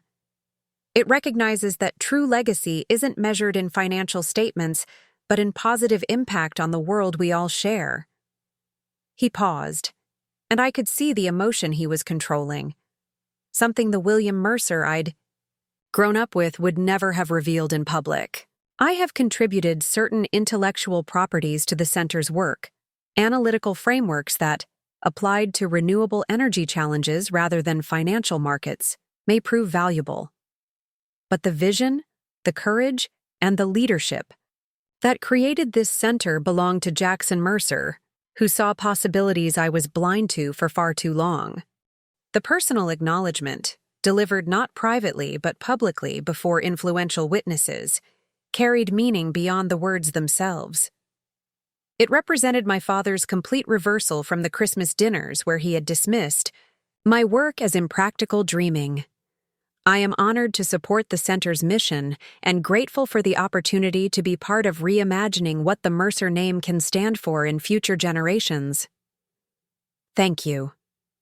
The applause that followed was respectful, rather than enthusiastic, appropriate for the context of his remarks. As he was wheeled from the stage, I stepped to the microphone for my closing statement, acutely aware of the narrative transition we had just witnessed, from the patriarch's acknowledgement of past failure to the new generation's vision for the future. My remarks were brief and forward-focused, emphasizing the partnerships, technologies, and policy frameworks the center would develop. I ended with an invitation for attendees to tour the facilities and engage with the interactive demonstrations throughout the property.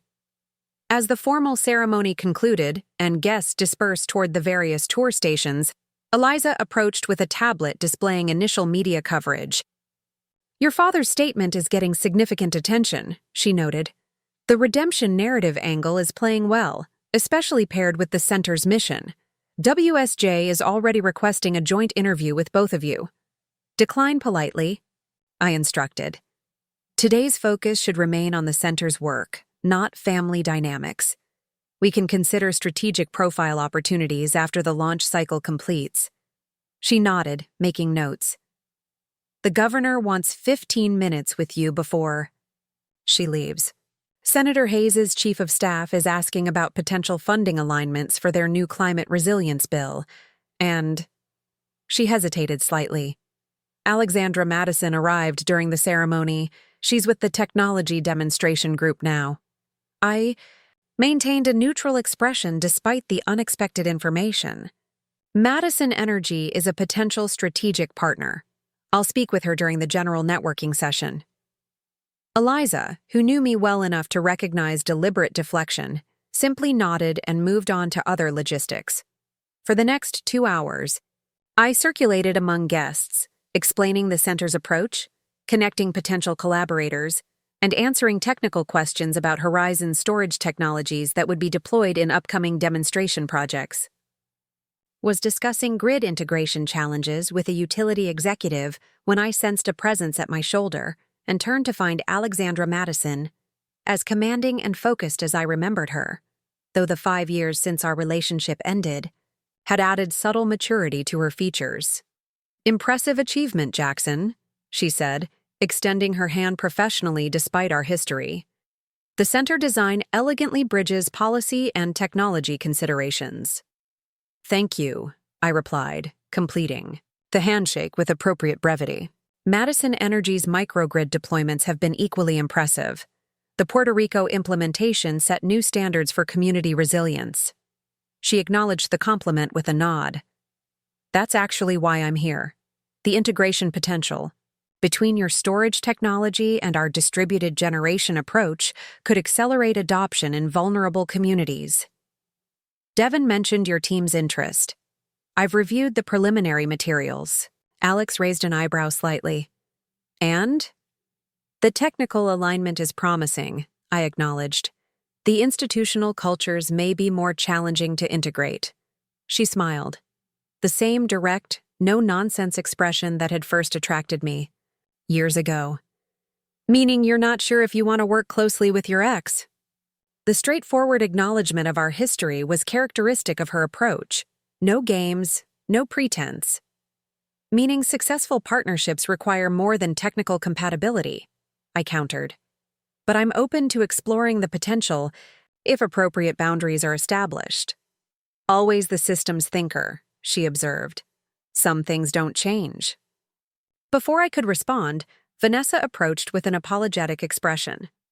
Sorry to interrupt, but the energy secretary just arrived unexpectedly. He can only stay 30 minutes. We'll continue this discussion, I told Alexandra. Have your team coordinate with Devin on next steps. She nodded. Congratulations again, Jackson. Transforming the family estate into this. It's a powerful statement. As I moved to greet the energy secretary, I reflected that Alexandra had recognized what today truly represented, not just a new institution being launched, but a definitive statement about values and priorities that rendered old narratives obsolete. The remainder of the opening day passed in a blur of conversations, demonstrations, and media interviews. By early evening, as the last guests departed and staff began the cleanup process, I found myself momentarily alone in what had once been the family living room. Now the center's main exhibition space featuring interactive displays of energy. Technologies from partner organizations. Anthony found me there, loosening his tie and looking satisfied with the day's success. The governor's office has already called. They want to discuss making the center a cornerstone of their new climate initiative. Good. Have her staff coordinate with Vanessa on specifics. He nodded, then gestured toward the windows where the sun was setting over the property. Remember how Dad used to host those holiday parties? All those financial industry people discussing market predictions and portfolio strategies? I remembered all too well. Gatherings where I'd been peripheral at best, my interest dismissed as impractical compared to the real world of finance. Now, the world's leading climate scientists and renewable energy innovators are walking the same halls, Anthony continued, discussing how to literally save the planet rather than just accumulate more wealth. A better use of the space, I agreed. Much better, he confirmed. Though I'm not sure I would have seen that 6 months ago. His honesty about his own evolution continued to surprise me. The golden child had somehow developed genuine self-awareness through the family's crisis. What happens tomorrow? He asked. After the launch, after the publicity, what's next for the center? For you? It was a good question, and one I'd been considering as the opening day approached. The helicopter landing at Christmas had made the statement. The center's creation had given that statement tangible form. But statements, even powerful ones, were only beginnings. Tomorrow the real work starts, I replied. The center begins fulfilling its mission. I returned to Seattle to lead Horizon's growth while supporting this initiative from a distance. And the Mercer legacy continues its transformation from words into sustained action. Anthony nodded thoughtfully. From making an entrance to making a difference. Exactly, I confirmed, realizing that the Christmas helicopter, so central to shifting the family dynamic, had always been merely a dramatic opening to a much larger story. The story that would truly matter wasn't about arrival, but about what happened after landing. The patient, consistent work of building something valuable where something limited had stood before. As we left the exhibition space to join the small family dinner planned at the carriage house, I glanced back at the center, lights still illuminating. Its transformed spaces, staff still moving purposefully through rooms that once had served only privilege and status. The helicopter had delivered me to this moment, but the journey was far from complete. The true measure of success would be what grew from this foundation in the months and years ahead, what the Mercer name would come to represent long after the dramatic entrance had faded from memory. 2 years after the Mercer Innovation Center's launch, I stood on the rooftop terrace of my Seattle penthouse, watching the sunset paint the Puget Sound in oranges and purples. The expansive view had always provided perspective during important decisions, and tonight's choice carried particular weight. My phone buzzed with a text from Anthony. Annual review numbers just came in. Center deployment metrics exceeded projections by 17%. Governor calling it the model for state-level energy transition. I smiled, pride warming me despite the cool evening air. In 24 months, the center had evolved from concept to catalyst, accelerating renewable integration across the Northeast and establishing policy frameworks now being adopted by 9 additional states. What had begun as a personal statement, landing a helicopter on my parents' lawn, had become something far more significant. The terrace door slid open behind me as Eliza stepped out, carrying 2 mugs of coffee. "Thought you might need this," she said, handing me one. "Big decisions require caffeine. Even at 7 in the evening?" I asked, accepting the mug gratefully. "Especially then," she replied with a knowing smile. After 5 years as my communications director, Eliza Morgan had become my closest confidant at Horizon, the person who understood both the company's mission and my personal journey. Her transition to Chief Impact Officer last year had broadened her role, making her instrumental in aligning our growing business operations with our sustainability vision. "The board's position is clear," she noted, leaning against the railing beside me. "They strongly favor the Madison Energy Partnership. The technology integration makes undeniable sense."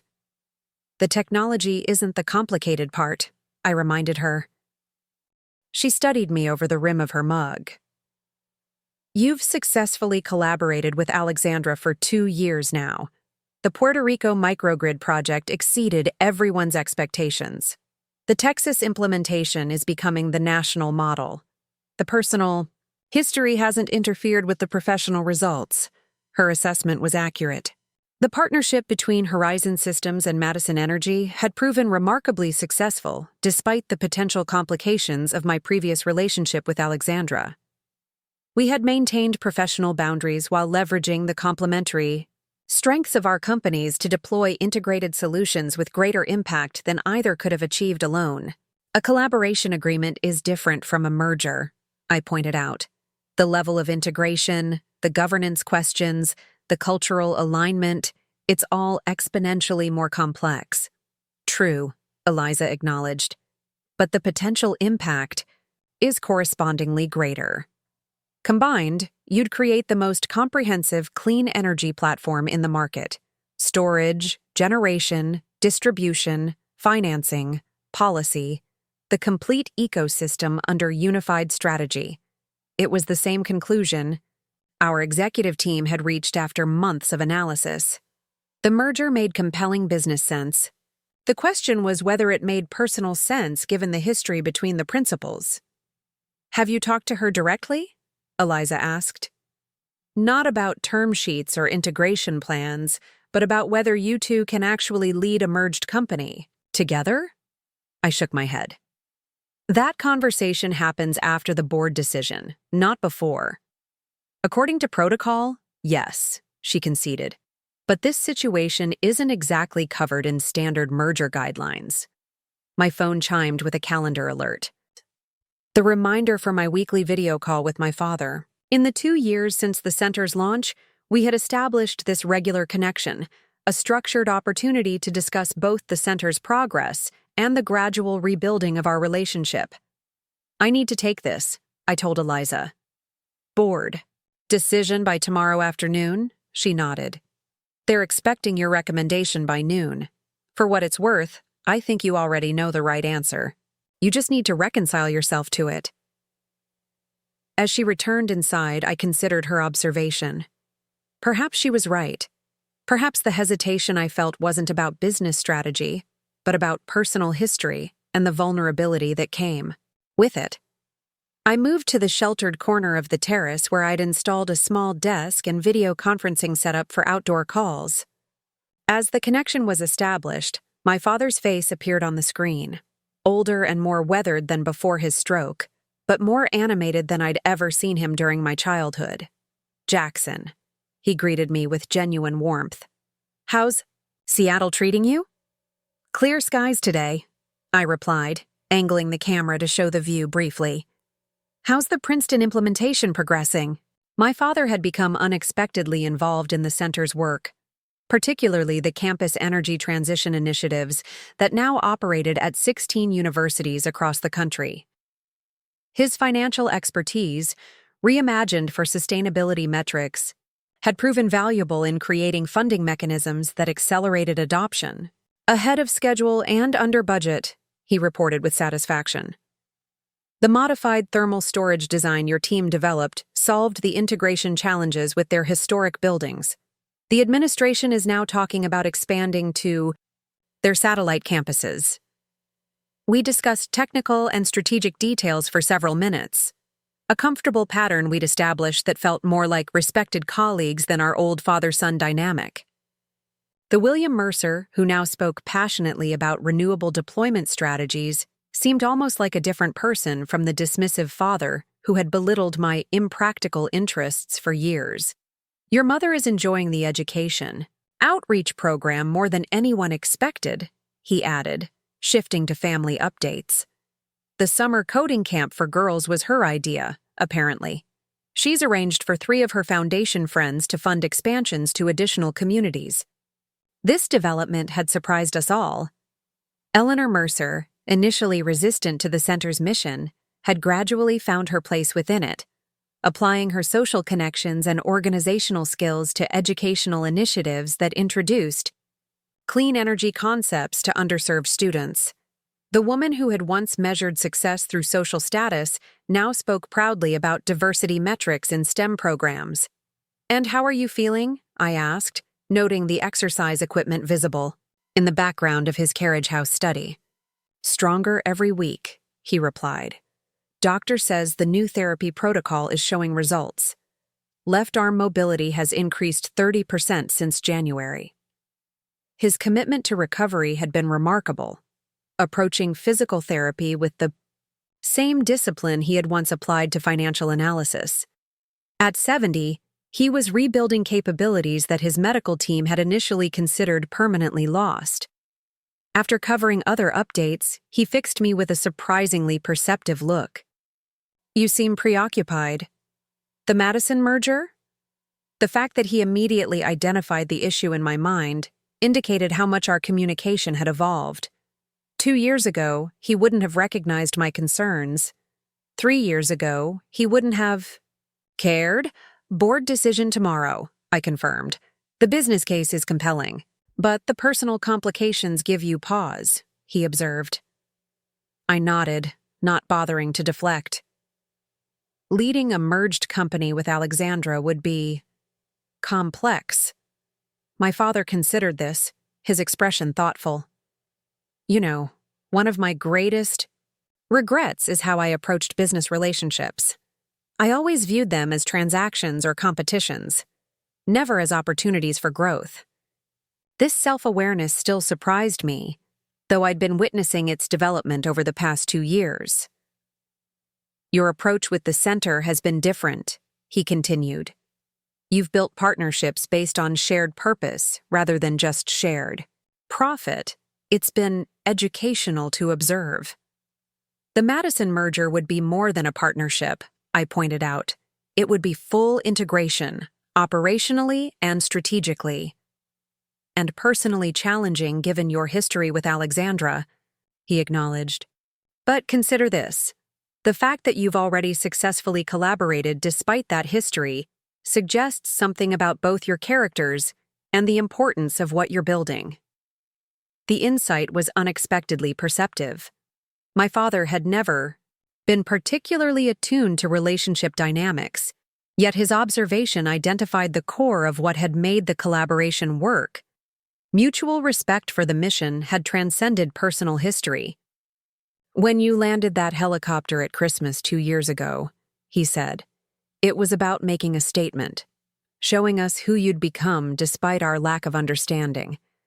But everything you've built since then has been about something larger than personal validation." The parallel to the current decision wasn't subtle, but it was accurate. The merger question wasn't about my personal comfort, but about the potential impact of the combined entity. "I should let you go," my father said, recognizing I needed time to process. "But Jackson, I'm proud of the decisions you've made. Not because they've proven me wrong, but because they've consistently prioritized purpose over ego." That's a lesson I learned too late. After we disconnected, I remained on the terrace as dusk deepened into night, the city lights creating their own constellation below the emerging stars. My father's perspective had clarified something important. The decision before me was another opportunity to choose purpose over personal considerations. The following morning, I arrived at Horizon headquarters early, nodding to the security team as I made my way to my office. The building, a renovated warehouse in Seattle's Georgetown district, embodied our company philosophy with sustainable materials, energy-efficient systems, and collaborative spaces that encouraged innovation. Eliza was waiting in my office, tablet in hand. "The board members are asking for signals about your recommendation. Palmer called twice already." "Schedule a video call with Alexandra for 10 a.m., I instructed, "before the board meeting, and hold my other calls until then." She raised an eyebrow, but nodded. "Consider it done." For the next 2 hours, I reviewed the comprehensive merger analysis one final time, examining integration plans, cultural alignment assessments, and market opportunity projections. The strategic logic was undeniable.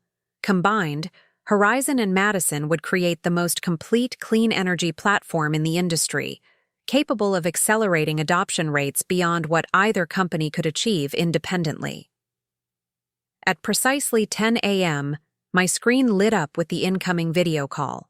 Alexandra Madison appeared, her home office in Boston visible behind her, modern and minimalist like the woman herself. "Jackson," she greeted me, professional, but with the directness that had always characterized our interactions.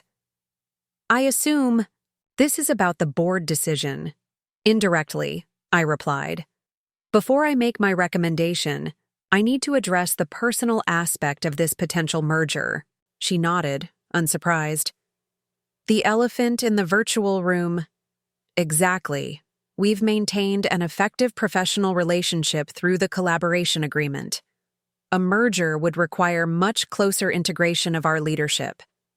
I need to know if you believe we can navigate that successfully." Alexandra considered this, her expression thoughtful. "When we ended our relationship 6 years ago, it was because your single-minded focus on building Horizon left no room for partnership in your personal life. You were clear about your priorities, and I respected that clarity even while disagreeing with the choice. The assessment was fair. I had chosen my company's mission over our relationship, believing I couldn't properly serve both simultaneously. The irony," she continued, "is that the professional collaboration we've built since then has demonstrated that we actually work quite effectively together. Different approaches, complementary strengths, shared purpose.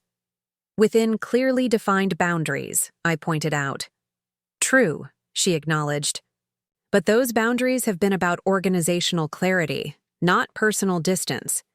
We've made decisions together, solved problems together, celebrated successes together, all while respecting each other's autonomy and expertise." She leaned forward slightly. "The question isn't whether we failed a couple years ago. The question is whether we've succeeded as partners since then, and whether that success could translate to a merged organization. Her framing cut through the complexity to the essential consideration. Our past was relevant only insofar as it informed our present capability to lead together. I believe it could, I said finally. But it would require explicit agreements about decision-making authority, public roles, and organizational structure. Agreed, she replied without hesitation. Which is exactly what we'd need regardless of personal history. The merger should proceed because it serves the mission, with governance designed to maximize the combined impact. The clarity of her perspective reinforced what both Eliza and my father had suggested. The decision needed to prioritize purpose over personal considerations. My recommendation to the board will be to proceed, I told her. With specific governance provisions we should discuss before the formal process begins. She nodded, professional satisfaction evident in her expression. A wise choice for both companies and for the clean energy transition more broadly. I'll have my team reach out to coordinate on the governance framework. After the call ended, I sat quietly for a moment, recognizing the significance of the decision. The merger would create not just a larger company but a more potent force for the energy transition we both believed in. The personal complexity was real but manageable in service of the greater purpose. When I presented my recommendation to the board an hour later, their approval was swift and unanimous. By afternoon, preliminary announcements were being prepared, and integration teams were being assembled. The machinery of corporate combination began to move with practiced efficiency. That evening, I found myself once again on my terrace, watching the familiar Seattle skyline as twilight descended. My phone buzzed with congratulatory messages from colleagues and industry contacts who had seen the merger announcement. Among them was a text from Anthony. Saw the news. Bold move, perfectly executed. Mom and Dad are proud. So am I. The simple message carried weight that would have been unimaginable 3 years earlier when I'd stepped off that helicopter onto my parents' lawn.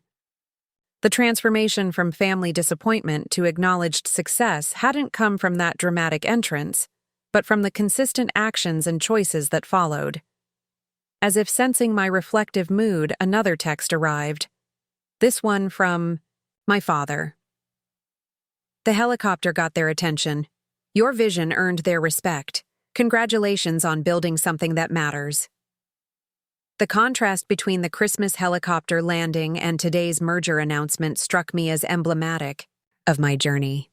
The dramatic arrival had been necessary to shatter old perceptions, but the lasting impact came from the purposeful building that followed, creating institutions, partnerships, and solutions that transcended personal validation. My phone rang. Eliza calling with updates on media response to the merger announcement. As I answered, I took one last look at the darkening horizon where the first stars were becoming visible. The helicopter had been a beginning, not an end. The true achievement wasn't in making a statement but in making a difference. 3 years ago, I had wanted my family to see me differently. Now, I recognized that the more important transformation had been in how I saw myself, not defined by their approval or disapproval, but by the impact of my work and the integrity of my choices. The helicopter had made a dramatic entrance, but the lasting legacy would be built through the patient, purposeful work of creating something larger than myself. That, perhaps, was the most meaningful lesson of all. 5 years after landing my helicopter on my parents' lawn, I found myself standing in the same spot under very different circumstances. The estate grounds were transformed. Solar arrays, elegantly integrated with the landscaping, demonstration gardens showcasing sustainable water management, and electric vehicle charging stations lining the expanded parking area. Today marked the Mercer Innovation Center's 5th anniversary celebration, and the property buzzed with activity.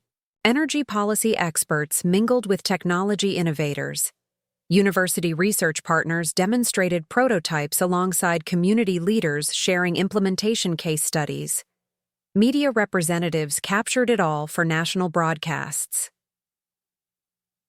Hard to believe this is the same place, Anthony remarked, joining me on the lawn where my helicopter had touched down that Christmas day. My brother had evolved as dramatically as the property, now serving as the center's chief financial strategist, developing innovative funding mechanisms that accelerated clean energy adoption in economically disadvantaged communities. The physical transformation is just the visible part, I replied, watching students from the center's educational program demonstrating renewable energy concepts to visitors. True, he agreed. The policy frameworks and deployment models have changed the entire industry landscape. 27 states have adopted versions of the Mercer model for clean energy transition. Pride warmed me at this acknowledgement. What had begun as a personal statement had evolved into something far more significant, a comprehensive approach to energy transformation that was being replicated nationwide. Your keynote starts in 30 minutes, Anthony reminded me. Mom and Dad are already in the front row. Alexandra's team just arrived from Boston. I nodded, glancing toward the entrance where Alexandra Madison, now my co-CEO following our company's merger 3 years ago, was directing her staff with characteristic efficiency. The merger had proved more successful than even our optimistic projections, creating an integrated clean energy powerhouse that was accelerating the transition to renewables faster than either company could have achieved independently. Dad seems stronger today, I observed, noting our father walking with a cane rather than using his wheelchair. At 73, William Mercer had defied medical expectations with his partial recovery from the stroke, regaining significant mobility through sheer determination and disciplined therapy. His doctors are amazed, Anthony confirmed, but I think it's as much about purpose as physical rehabilitation. The university deployment program gives him a meaningful application for his financial expertise. He's never been more engaged. The transformation in our father had indeed been remarkable. The man who once measured success solely through profit and status now spoke passionately about leveraging financial mechanisms to accelerate clean energy adoption on college campuses nationwide. And Mom's Educational Foundation just received that federal grant, I noted, spotting our mother deep in conversation with the Secretary of Education near the demonstration pavilion. Eleanor Mercer had perhaps undergone the most surprising evolution of all. After initially resisting the center's mission, she had discovered unexpected fulfillment in creating educational programs that introduced renewable energy concepts to students from underserved communities. The Eleanor Mercer Foundation for Clean Energy Education now operated in 43 states, with particular focus on engaging young women in STEM careers. 5 minutes with the press before your keynote, reminded Eliza, now Horizon Madison's Chief Impact Officer, appearing with her ever-present tablet. They want comments on the national climate legislation that incorporated the center's policy framework. I nodded, taking a final moment to absorb the scene before heading toward the media area. The contrast between this gathering and the Christmas dinner 5 years ago couldn't have been more profound. Where once the Mercer name had represented traditional finance and exclusivity, it now stood for innovation, transition, and expanded opportunity. The press questions focused on the center's national influence, how its policy frameworks had been adopted by multiple states, how its technological innovations had accelerated renewable deployment, how its financial models had unlocked capital for previously overlooked communities. The traditional approach separated policy, technology, and finance into distinct silos, I explained to the assembled reporters. The center's key innovation was demonstrating how these elements must work as an integrated system to achieve meaningful transformation. And the family connection? Asked a reporter from the Wall Street Journal. How significant is it that the Mercer name has evolved from traditional finance to clean energy leadership? The question would have been uncomfortable years ago. Now, it simply offered an opportunity to reinforce the center's core message. Transformation is possible at every level, personal, institutional, and systemic, I replied. The center demonstrates that established resources can be reimagined to serve emerging needs when we prioritize impact over tradition. After concluding the press session, I made my way to the main pavilion for the keynote address. The space had been set up to accommodate 500 attendees, with additional viewing areas throughout the property for the overflow crowd. As I approached the stage, I noticed my parents in the front row. My mother, elegant as always. My father sitting straight without assistance, both appearing genuinely proud rather than merely maintaining social appearances as they would have in the past. Beside them sat cousin Mia, now the center's community engagement director, along with David and several other family members who had found meaningful roles within the organization. What had begun as my individual statement had evolved into a family legacy, reimagined for greater purpose. Alexandra caught my eye from her position near the stage, giving me a subtle nod that conveyed both professional confidence and personal support. Our complex journey from romantic partners to business rivals to merger collaborators had ultimately created something neither of us could have built alone. Taking the podium, I surveyed the diverse audience: government officials, industry leaders, academic partners, community representatives, and center staff, all united by commitment to accelerating the clean energy transition. 5 years ago, this property represented one vision of success, I began. Exclusive, traditional, backward-looking.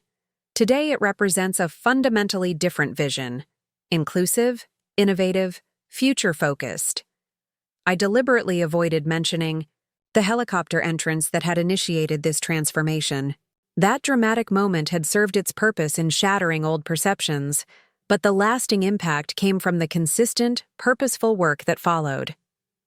The center's achievements: 27 state policy frameworks, 18 technology, commercialization pathways, 43 educational initiatives, demonstrate what's possible when we align purpose with resources. But they represent only the beginning of what's needed. For the next 20 minutes, I outlined the center's vision for the next 5 years: expanding international partnerships, accelerating deployment in developing economies, and integrating adaptation strategies with mitigation technologies. Throughout the address, I emphasized that transformation required both catalytic moments and sustained commitment. Dramatic statements of possibility followed by patient, detailed execution. The energy transition isn't about single breakthroughs or individual actors, I concluded. It's about reimagining systems, rebuilding institutions, and redefining success. It's work that spans generations and transcends individual legacies.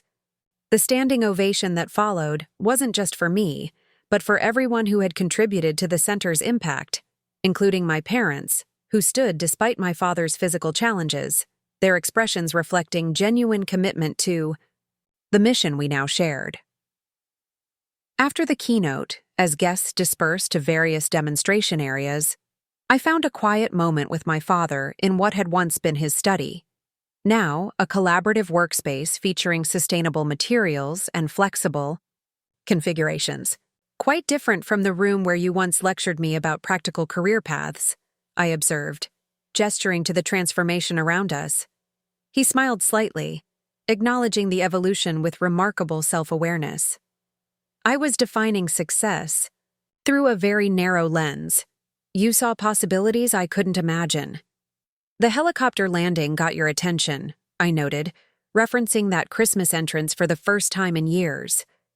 But the meaningful change happened afterward, through all the work that followed. He nodded thoughtfully. The dramatic gesture created an opening. The consistent effort created the transformation. He met my gaze directly. I've learned more from watching you build this center than I taught you in all the years before. This acknowledgement, offered not from obligation but from genuine recognition, represented the most profound aspect of our family's evolution. The father who had once dismissed my vision now learned from it, contributing his experience while respecting my leadership. My mother joined us, animated from her conversations with education partners. The secretary is bringing congressional Representatives next month to see the student programs firsthand, she reported excitedly. They're considering national expansion funding. Her enthusiasm for educational access represented perhaps the most unexpected development of all. The society-focused hostess now channeling her organizational talents toward expanding opportunity for students from backgrounds entirely different from her own. The center has changed all of us, I observed as Anthony and Alexandra entered, deep in discussion about integration strategies for new technologies. For the better, my father acknowledged. Though I regret it took my failure and your helicopter to initiate the process. Catalytic moments come in many forms, I replied. What matters is how we respond to them. As the anniversary celebration continued around us, I reflected on the journey from that Christmas helicopter landing to today's flourishing center. The dramatic entrance had indeed made a statement, shattering old perceptions and establishing new possibilities. But the meaningful impact came from the patient, purposeful building that followed. The helicopter had changed how my family saw me. The center had changed how we all saw ourselves and our potential contribution to something larger than family legacy. Looking out the window at the activity on the grounds, students demonstrating projects, policy experts drafting frameworks, technology teams displaying prototypes, I recognized that the true transformation wasn't in the physical property or even in my family relationships. It was in the reclaiming of purpose, the evolution from seeking validation to creating value. The son who had once landed a helicopter to prove his worth had discovered something more meaningful. That lasting impact comes not from dramatic gestures, but from consistent vision translated into action. Not from making entrances, but from building legacies that serve beyond ourselves. That, perhaps, was the most important journey of all. Looking for more? We've got 2 amazing stories ready for you right on screen. If this one touched you, these are absolutely worth your time. Click to watch them now. And hey, subscribe and hit that bell to never miss our latest uploads.